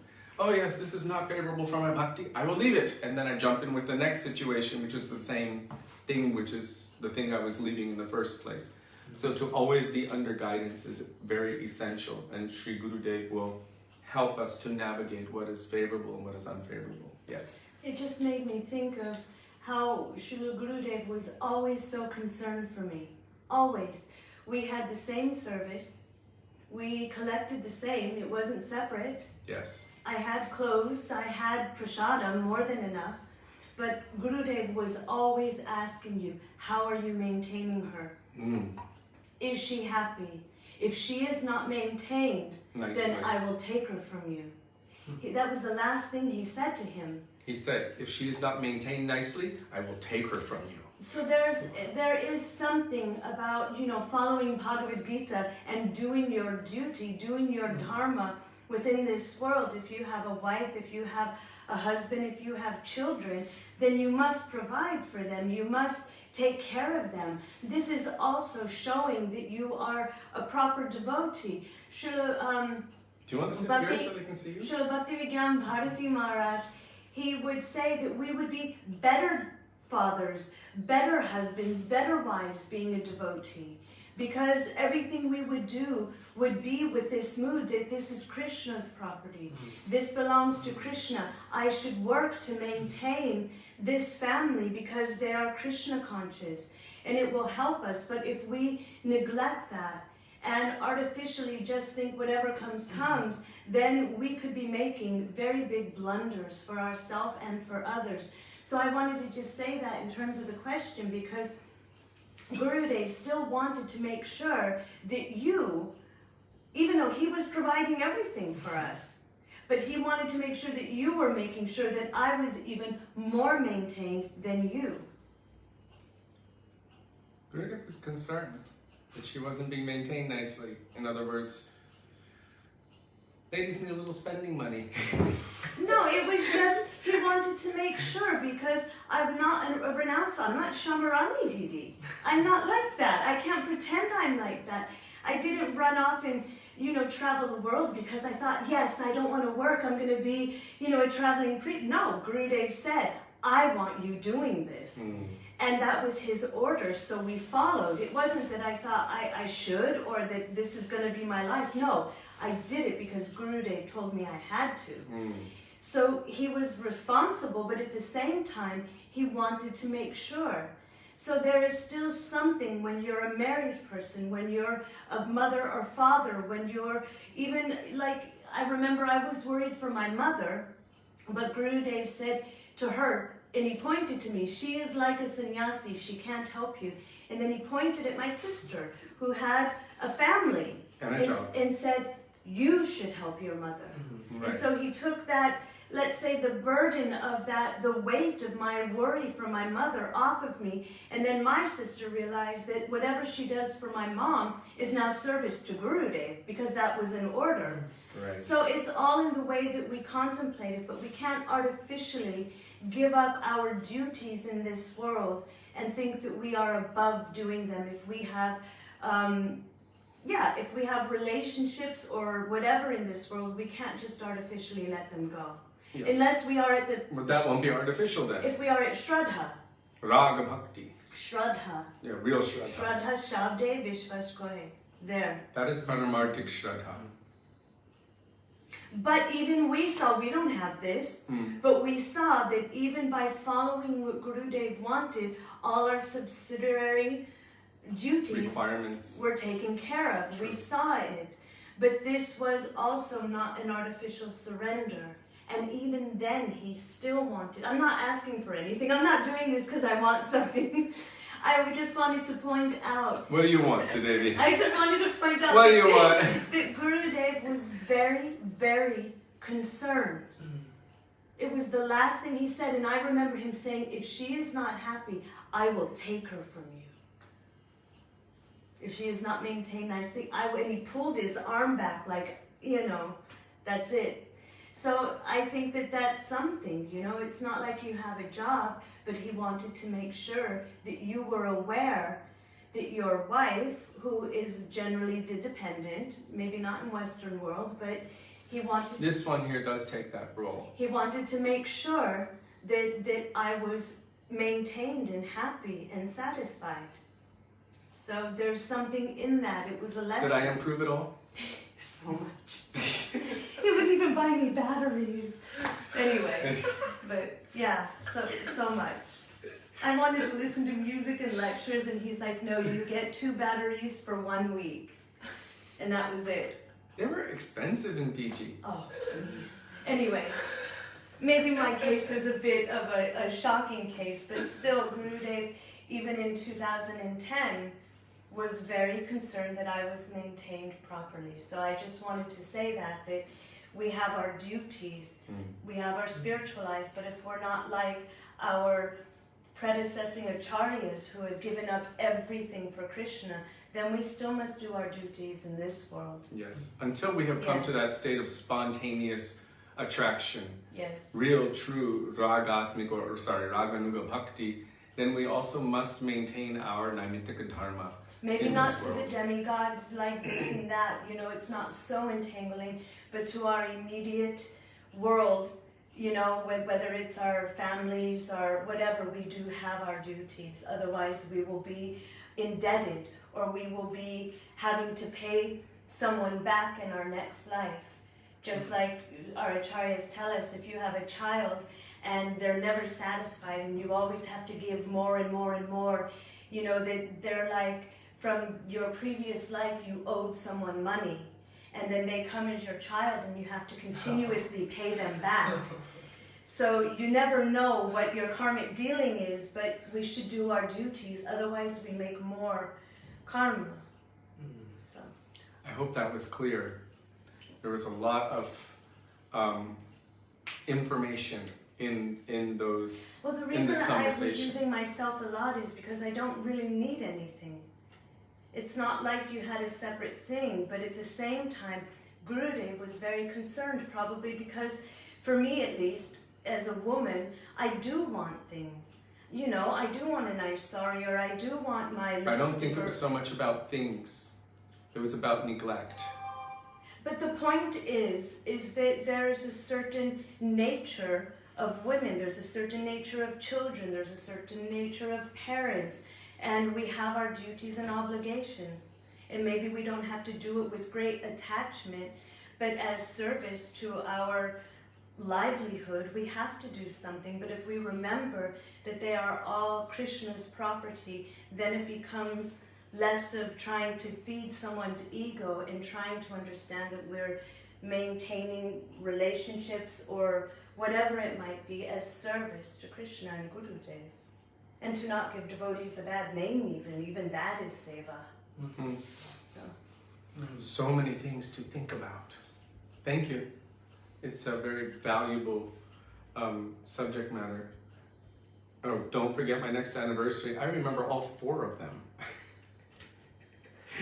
We've got our Western wedding date. We've got our the Vedic one on the solar, Vedic one on the lunar.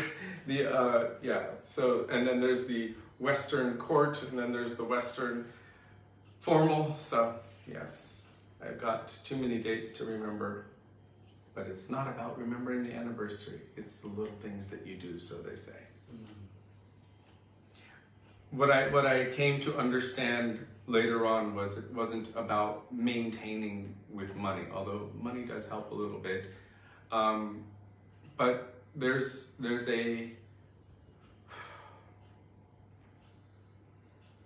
an unhappiness that comes in anyone's life, if they're supposed to be significant in another person's life, when they feel unseen, unheard, or neglected. And especially if everyone else is much more seen, much more heard, and much more acknowledged. And so I think that's one of the main things that Srila Gurudeva was indicating at. If she's not maintained nicely, he could see that there was something that was unsettling, and he wanted me to do my part. I couldn't take money from the devotees and spend it on her. I mean, we were using it all in our seva, and he ordered us not to get jobs in the world. So it wasn't so much about monetary. Although now the monetary, her happiness is spending for Thakurji, sewing for them, taking care of them. So when devotees send that, it's like she gets to shop for them. She, and birthday presents, it's like, this is for Thakurji. And she's like, oh my God, that's the best birthday present ever. So that's great. But with this particular subject matter, yeah, when Gurudev was making that observation, which he made many times, it had a lot to do with maintaining her, I don't want to say comfort, but the feeling of security in the relationship where she could continue her seva without that feeling of maybe neglectedness or anything like that, where she could feel secure and continue to do her seva unimpeded without having to worry about so many things herself. And so, yeah, Gurudev wanted me to do my duty. So I've been endeavoring to become better at that over time. And we've got 27 good and lots of volatile, but very good years so far. And Gurudev is utilizing us for this seva. So hopefully we continue to increase in our service to Gurudev together and to be able to maintain and continue to work peacefully at that, toward that continued goal. It's always a goal to better or increase or improve in our service to Sri Gurudev. Time is getting late. Did I answer your question? Okay. Yes. And what she answered also. Okay. Thank you. This is really important. Also, one devotee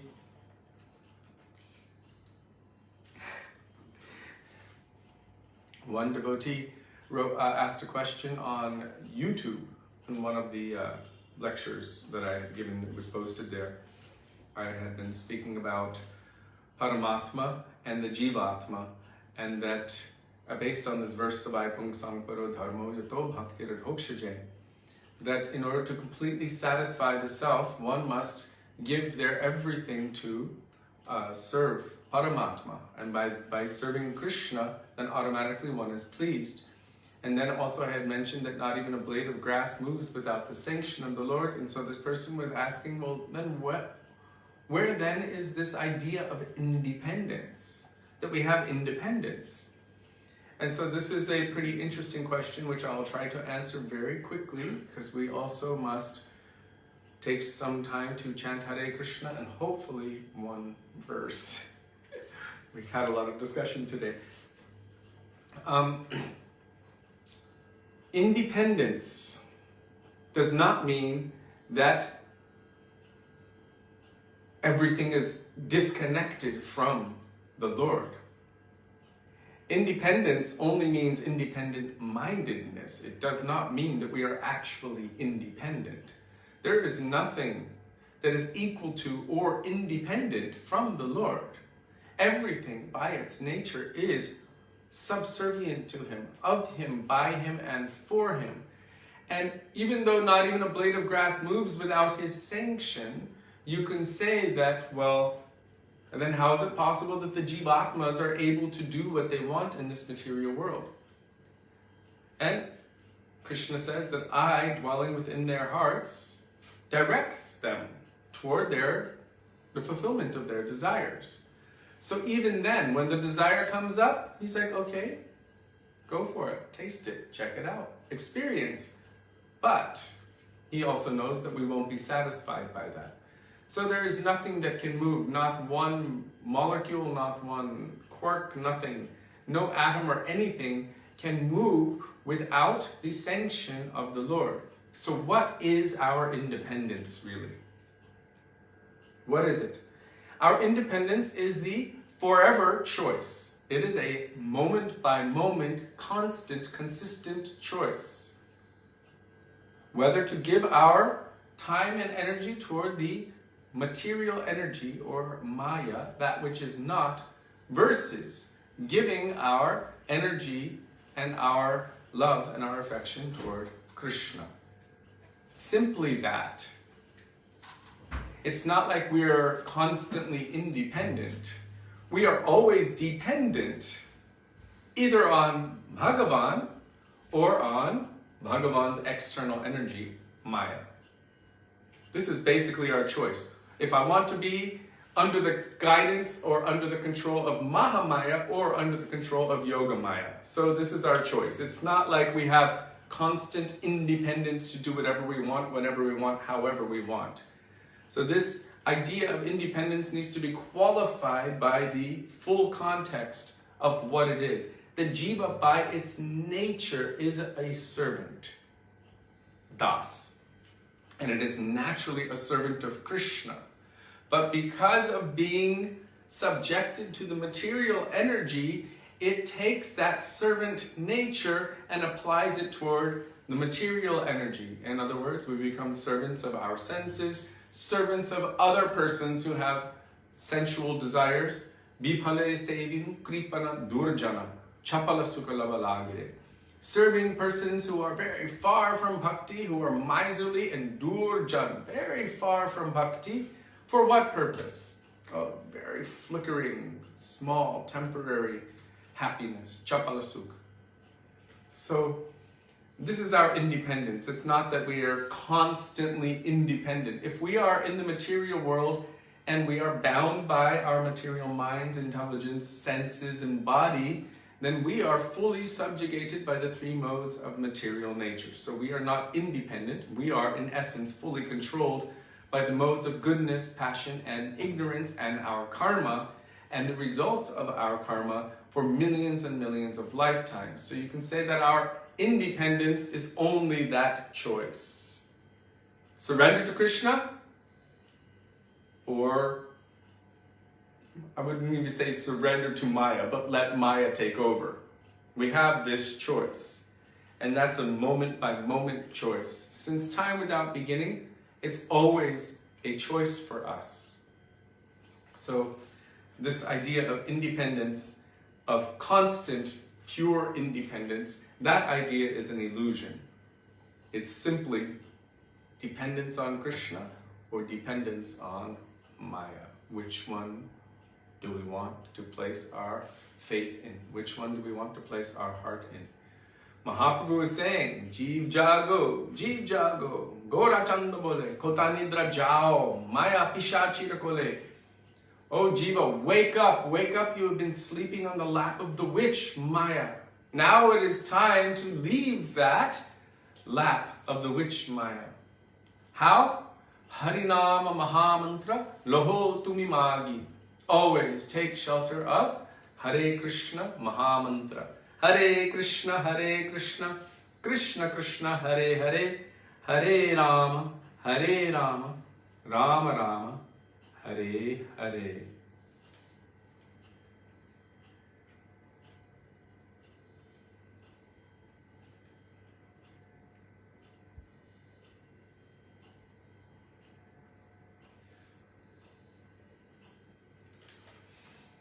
Can we remember your question?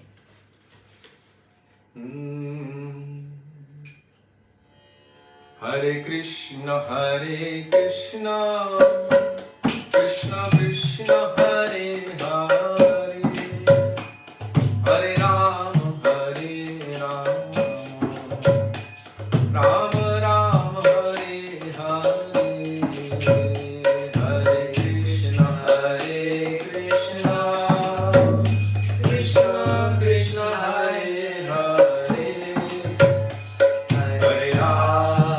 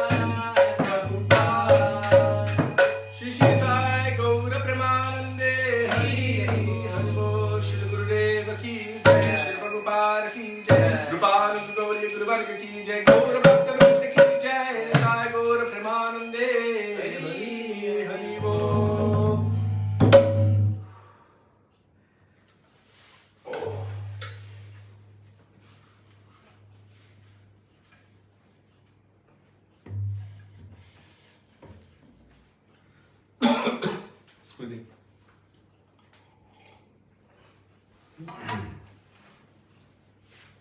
We're going to have the fastest class ever. The rest of it was just discussion. Gurave Gaura Chandraya Radhikaye Tadale Krishnaya Krishna Bhaktaye Tad Bhaktaye Namo Namah Agyana Timirandhasya Gyananjana Shalakaya Chakshurun Militam Yena Tasmai Shri Gurave Namah Nama Vishnu Padaya Radhikaya Priyatmane Shri Srimad Bhaktivedanta Narayana Nityanamine Nama Vishnu Padaya Krishna Presthaya Bhutale Srimate Bhaktivedanta Swami Nityanamine Vancha Kalpatarubhyascha Kirpa Sindhubhya Evacha Patitanam Pavanebhyo Vaishnavebhyo Namo Namah Jai Shri Krishna Caitanya Prabhu Nityananda Shri Advaita Gadadhar Shivasari Gaura Bhakta Vrinda Hare Krishna Krishna Krishna Hare Hare Hare Rama Rama Rama Hare Hare Mukam Karoti Vachalam Pangum Langayate Girim Yat Kripatamaham Vande Shri Gurum Dinatarinam. First of all, I offer my Dandava Pranam thousands of times in the dust of the lotus feet of our beloved Gurudev, Nitya Lila Pravishna Vishnupad, Ashto Tarashata, Shri Srimad Shuddha Bhaktivedanta, Narayan Goswami Maharaj.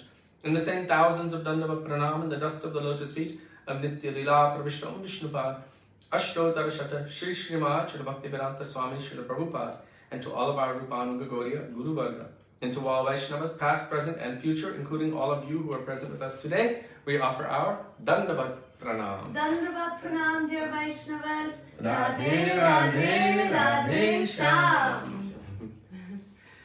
So before continuing with the 5-minute class on Śrī Caitanya-bhāgavata, we'll first chant the first 2 verses of Śrī Caitanya-bhāgavata. Please repeat after me. Cheto darpanamarjanam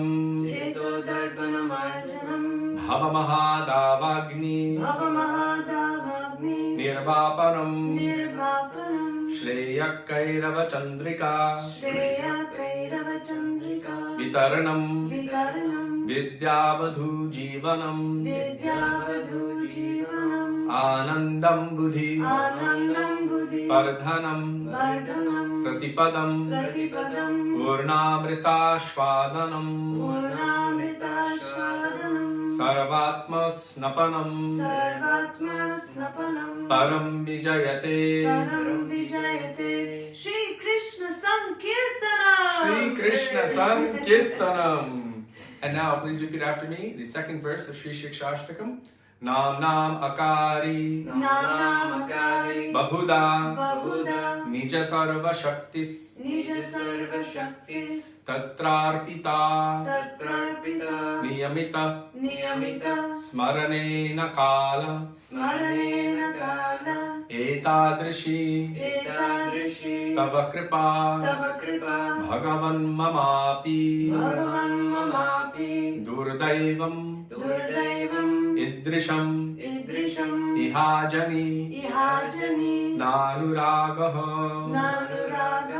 Shri Caitanya-bhāgavata ki Jai, Shri Caitanya Mahāprabhu ki Jai. Now we will chant the first verse of Śrī Caitanya-bhāgavata by Vrindavana Dasa Thakura, glorifying Nitai and Gauranga. Please repeat after me. Ajanulambita bhujo Kanakavadato Sankirtanai kapitaro Kamalaya taksho Vishvambaro dvijabaro Yugadharma palo Vande jagat priyakaro Karunavataro Patit Pavan Shri Nityananda Prabhu ki Jai. Prem Purushottam Sacinandana Gaura Hari ki Jai.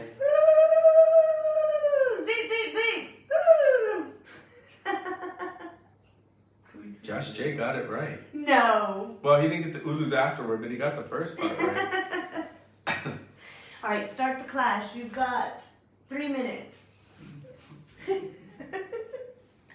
Before entering into Śrī Caitanya-bhāgavata by Vrindavana Dasa Thakura, We will first pray in the dust of the lotus feet of the author and of the commentator Srila Bhaktisiddhanta Saraswati Thakur Prabhupada, that may even a particle of their moods, which are present within these pages, manifest itself within our hearts. Shri Vrindavana Dasa Thakura ki Jaya, Srila Bhaktisiddhanta Saraswati Thakur Prabhupada ki Jaya, Śrī Caitanya-bhāgavata ki Jaya. We are currently within chapter 2, page 175. I believe we have come to text 71. So let me just recap very quickly. Aradhito jadiharis tapasat takim, naradhito yadiharis tapasat takim, antarbahir yadiharis tapasat takim, nantarbahir yadiharis tapasat takim. We can learn that verse. Tapasat takim. If one is worshipping Lord Hari, what is the use of severe penances? And if one is not worshipping Lord Hari, then what is the use of severe penances? If one can understand that Lord Hari is all-pervading, what is the use of severe penances? And if one cannot understand that Lord Hari is all-pervading, then what is the use of severe penances? So yesterday we were discussing the very last subject matter. Uddhava is being told by Sri Krishna in Srimad Bhagavatam, being neither very disgusted with nor attached to material life, because being disgusted with or attached both mean absorption. One should achieve perfection through the path of loving devotion to me.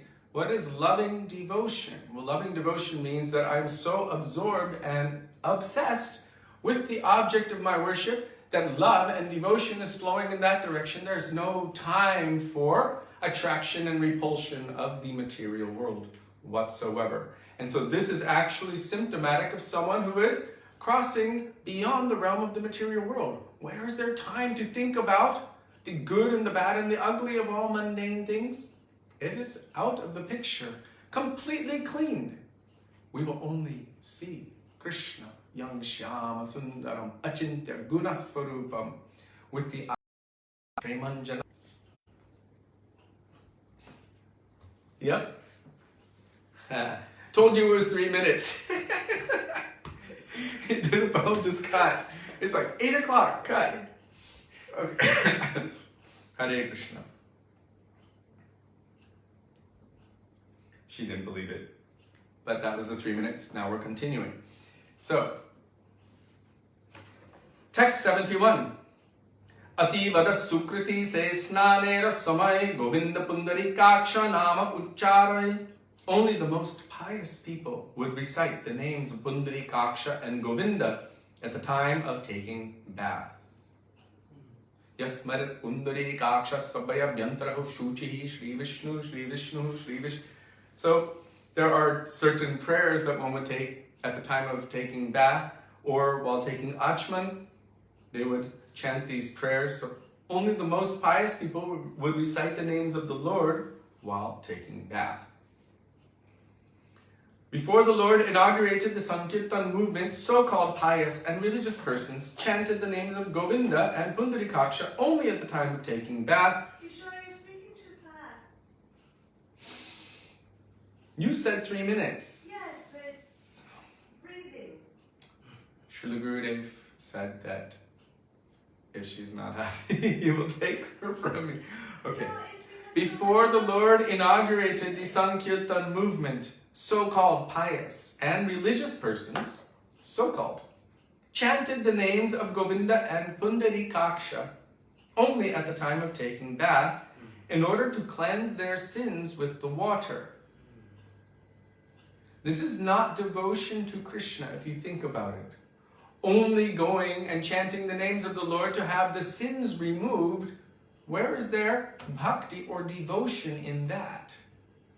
Oh, if I chant the names of the Lord while taking bath, my sins will be removed.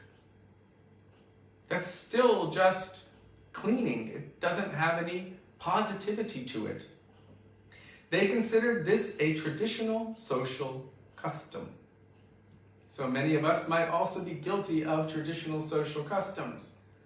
Like going to Rath Yatra to hang out with our friends and eating curd steaks and cheesecake and hanging out.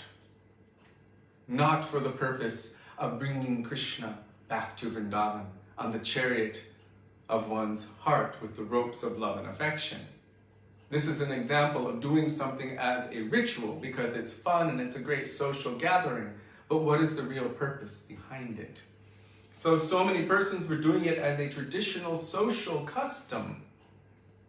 Otherwise, these people never chanted the names of Vishnu, even by mistake. Rather, they believed that chanting the names of Govinda and Pundarik Aksha, Pundarik is lotus and Aksha means eyes. They believed that the chanting of the names of Govinda and Pundarikaksha by everyone at all times is prohibited. So just so you know, it was prohibited for most people to chant the names of the Lord or to chant any Vedic mantra unless they had certain qualifications to do so. And that included Hare Krishna Mahamantra and so many other mantras. Our Gaudiya Guru Varga, and especially Srimad Mahaprabhu, completely revolutionized the ability and capacity for persons who were born in Muslim families or outcast Mlecha Yavana families like our very selves. I can't say that about my family because they were already devotees before I was born, but anyhow, they came from families where people were eating meat and intoxication, gambling, illicit sex, and all kinds of material, simple activities and no knowledge of Krishna. So coming from that background, but Mahaprabhu and our Gaudiya Guru Varga made it possible that anyone, anywhere can chant the holy names of the Lord. Even though Krishna said it in Bhagavad Gita, still that was all wrapped up by those who claimed ownership over Krishna. Krishna said very, very clearly, Mam hi patta vyapashritya yepi syu papayonaya striyo vaishyas tata shudras tepi yanti paramgatim. Even those who are of low birth. That means outside of Varnashram or within Varnashram, Shudras, Vaishyas, or ladies, or anyone. Krishna is saying that if they surrender unto me, they can attain to the highest destination, Param Gatim. But previously, it was forbidden for outcasts, means those outside of the caste system, for ladies, for Vaishyas, or Shudras to read Shastra. And there are rules in Shastra that state basically that in the wrong hands, it can be so abused that it can create catastrophe. And we also see that happening as well these days. But anyhow, Hare Krishna Mahamantra has no hard and fast rules.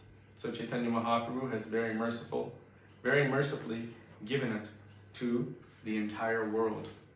That all of the world should experience Rag Marga Bhakti through the chanting of the holy names of the Lord. So here, they thought that these names of the Lord should not be chanted by unqualified persons or at improper times. This is how unfortunate and averse to Lord Hari the communities of so-called followers of the Vedas were. Even Caitanya Mahāprabhu, he was holding his tongue when he was going to the toilet.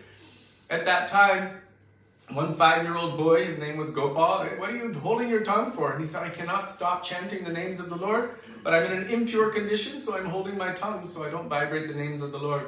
And this Gopal said to him, 5 years old, what will you do at the time of death? At the time of death, stool and urine and vomit and all kinds of things will be happening.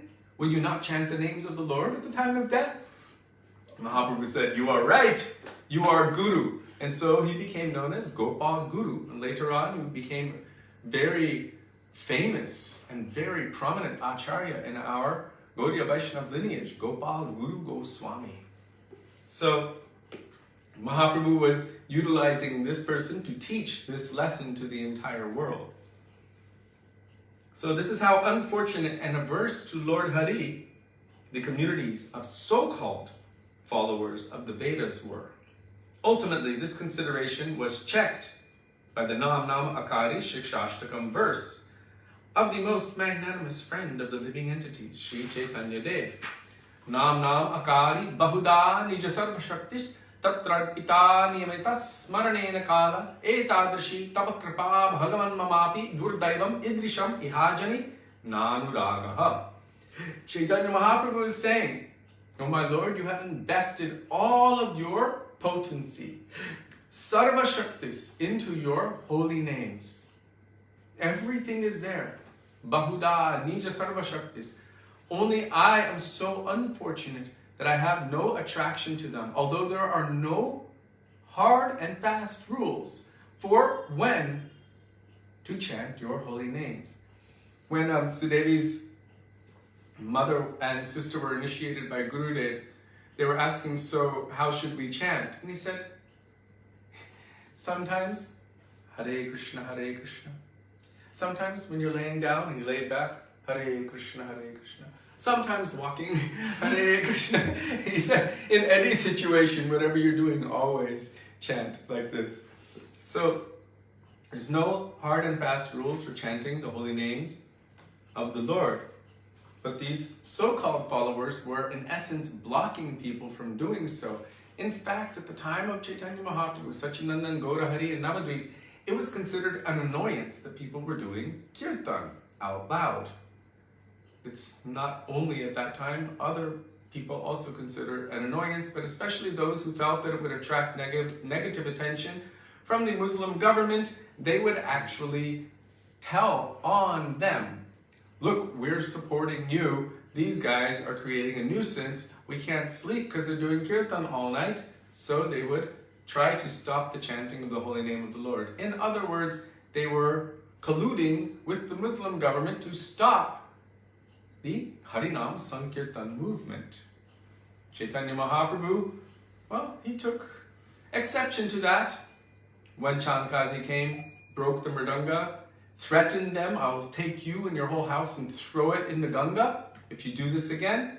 Mahaprabhu and all of the devotees on the order of Mahaprabhu marched to the house of Chankazi, each one carrying a torch, not a flashlight, a big pole wrapped in cloth and kerosene with fire on it, or oil.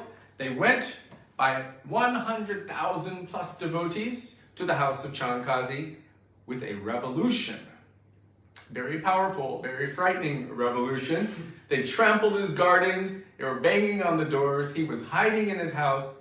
Finally, Mahaprabhu came forward and he said, "Don't worry, we won't hurt you. You are like my uncle. You are basically from the same place my mother's from." So he called him uncle, and then they had a very good conversation, after which Chankazi revealed so many things and promised that he would not disturb the Harinam Sankirtan movement of Caitanya Mahāprabhu, and in fact would assist them. He gave them a symbol or an insignia that they would carry on their Harinam Sankirtan party that let everyone else know that they've basically got a permit to do street Harinam Sankirtan. This is your permit. So, but at the time, so many persons they believed, and even within Gaudiya Vaishnava community, believe it or not, they believed that the Hare Krishna Mahamantra should not be chanted out loud. Now, Srila Bhaktisiddhanta Saraswati Prabhupada had instituted that very, very boldly. Srimad Mahaprabhu had also done so. At the time of Srila Bhaktisiddhanta Saraswati Prabhupada, there was Nagar Sankirtan with the loud chanting of Hare Krishna Mahamantra. But some understood that, well, it's a Vedic mantra, it should only be chanted privately. We can chant other things like Haraye Namah Krishna Yadavaya Namah and Gopal Govinda Ram Srimad Husudan. But Hare Krishna Mahamantra should not be chanted publicly. Well, when they tried to change that, our Param Gurudev Srila Bhakti Pragyan Keshav Goswami Maharaj made $1 million court case against them. They came to that court case wearing Gaudiya Vaishnava Tilak, Gaudiya Vaishnava sannyas dress, loudly chanting the Hare Krishna Mahamantra, fulfilling all of the qualities of this, or the complaints in this court case, and basically the case was thrown out. And Srila Bhakti Vigyam Bharati Goswami Maharaj was asking our Param Gurudev, like, what are we going to do? We spent so much time to formulate this court case with all the paperwork and everything. And our Param Gurudev said, we won. He said, no, but we lost the case. And we said, yeah, but our purpose wasn't to win the case. Our purpose was to bring them back into following the proper teachings of Srila Bhaktisiddhanta Saraswati Thakur Prabhupada, so that they would not deviate from that and misrepresent him. So the loud chanting of the Hare Krishna Mahamantra is ordained, it is authorized, it is the proper thing to do. There have been many times when people have tried to crush this. Luckily, our Srila Prabhupada brought Hare Krishna Mahamantra to the entire world and engaged his disciples, the devotees, up until this day and continuing forever, to chant loudly the Hare Krishna Mahamantra in every town and village, so that even if someone tries to squash it here or there, it will continue forever. So we're very fortunate that he brought Hare Krishna Mahamantra to the Sankirtan ki Jai, Hare Krishna Mahamantra ki Jai. It still was the shortest class ever, even though it was longer.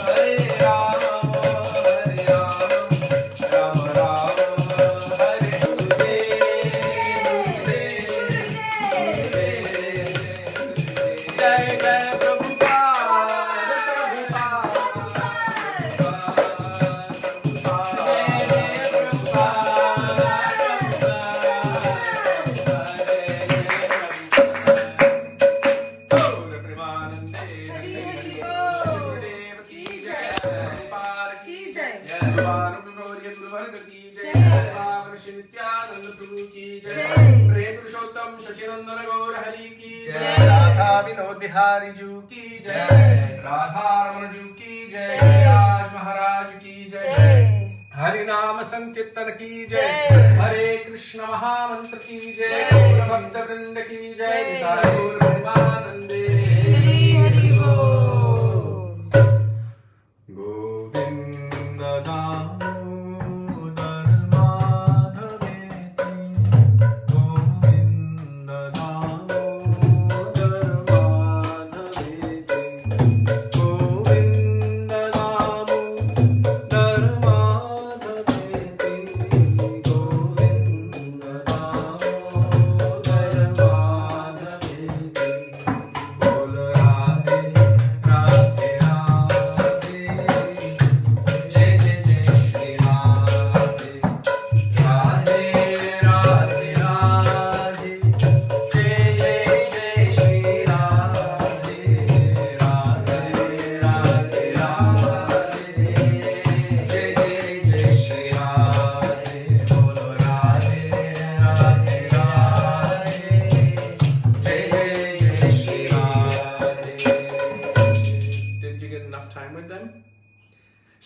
Bihari Ju ki Jai, Jai Jai Shri Radhe, Jai Jai Shri Radhe, Jai Jai Shri Radhe, Shyam Gaura Premanande, Hari Hari Bo.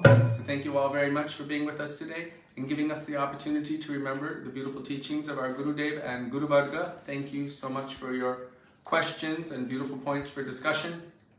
Also, we'd like to express our deepest appreciation and indebtedness to each and every one of you for daily giving us the opportunity to follow the order of our Srila Gurudev, which is our life and soul.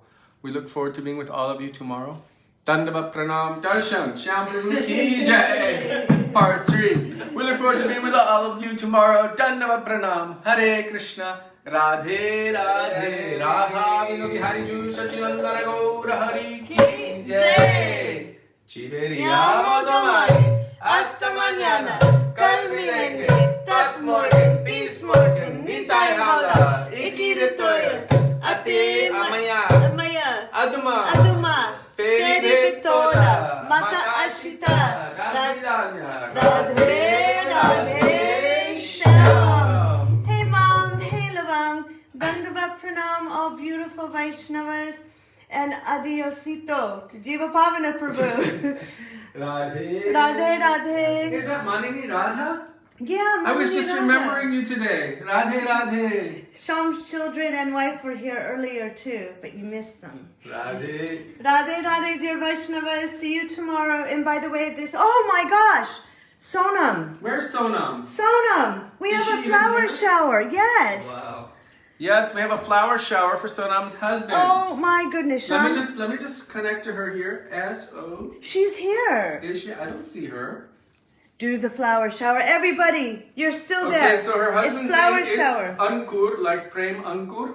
Ankur. She says it means seed, like bead. Yes, so like the seed of praying. So we're going to do a flower shower for him. Okay, everyone ready? Please gather your flowers Get together. your flowers. Please gather your flowers. I don't see any flowers. There's some Flowers.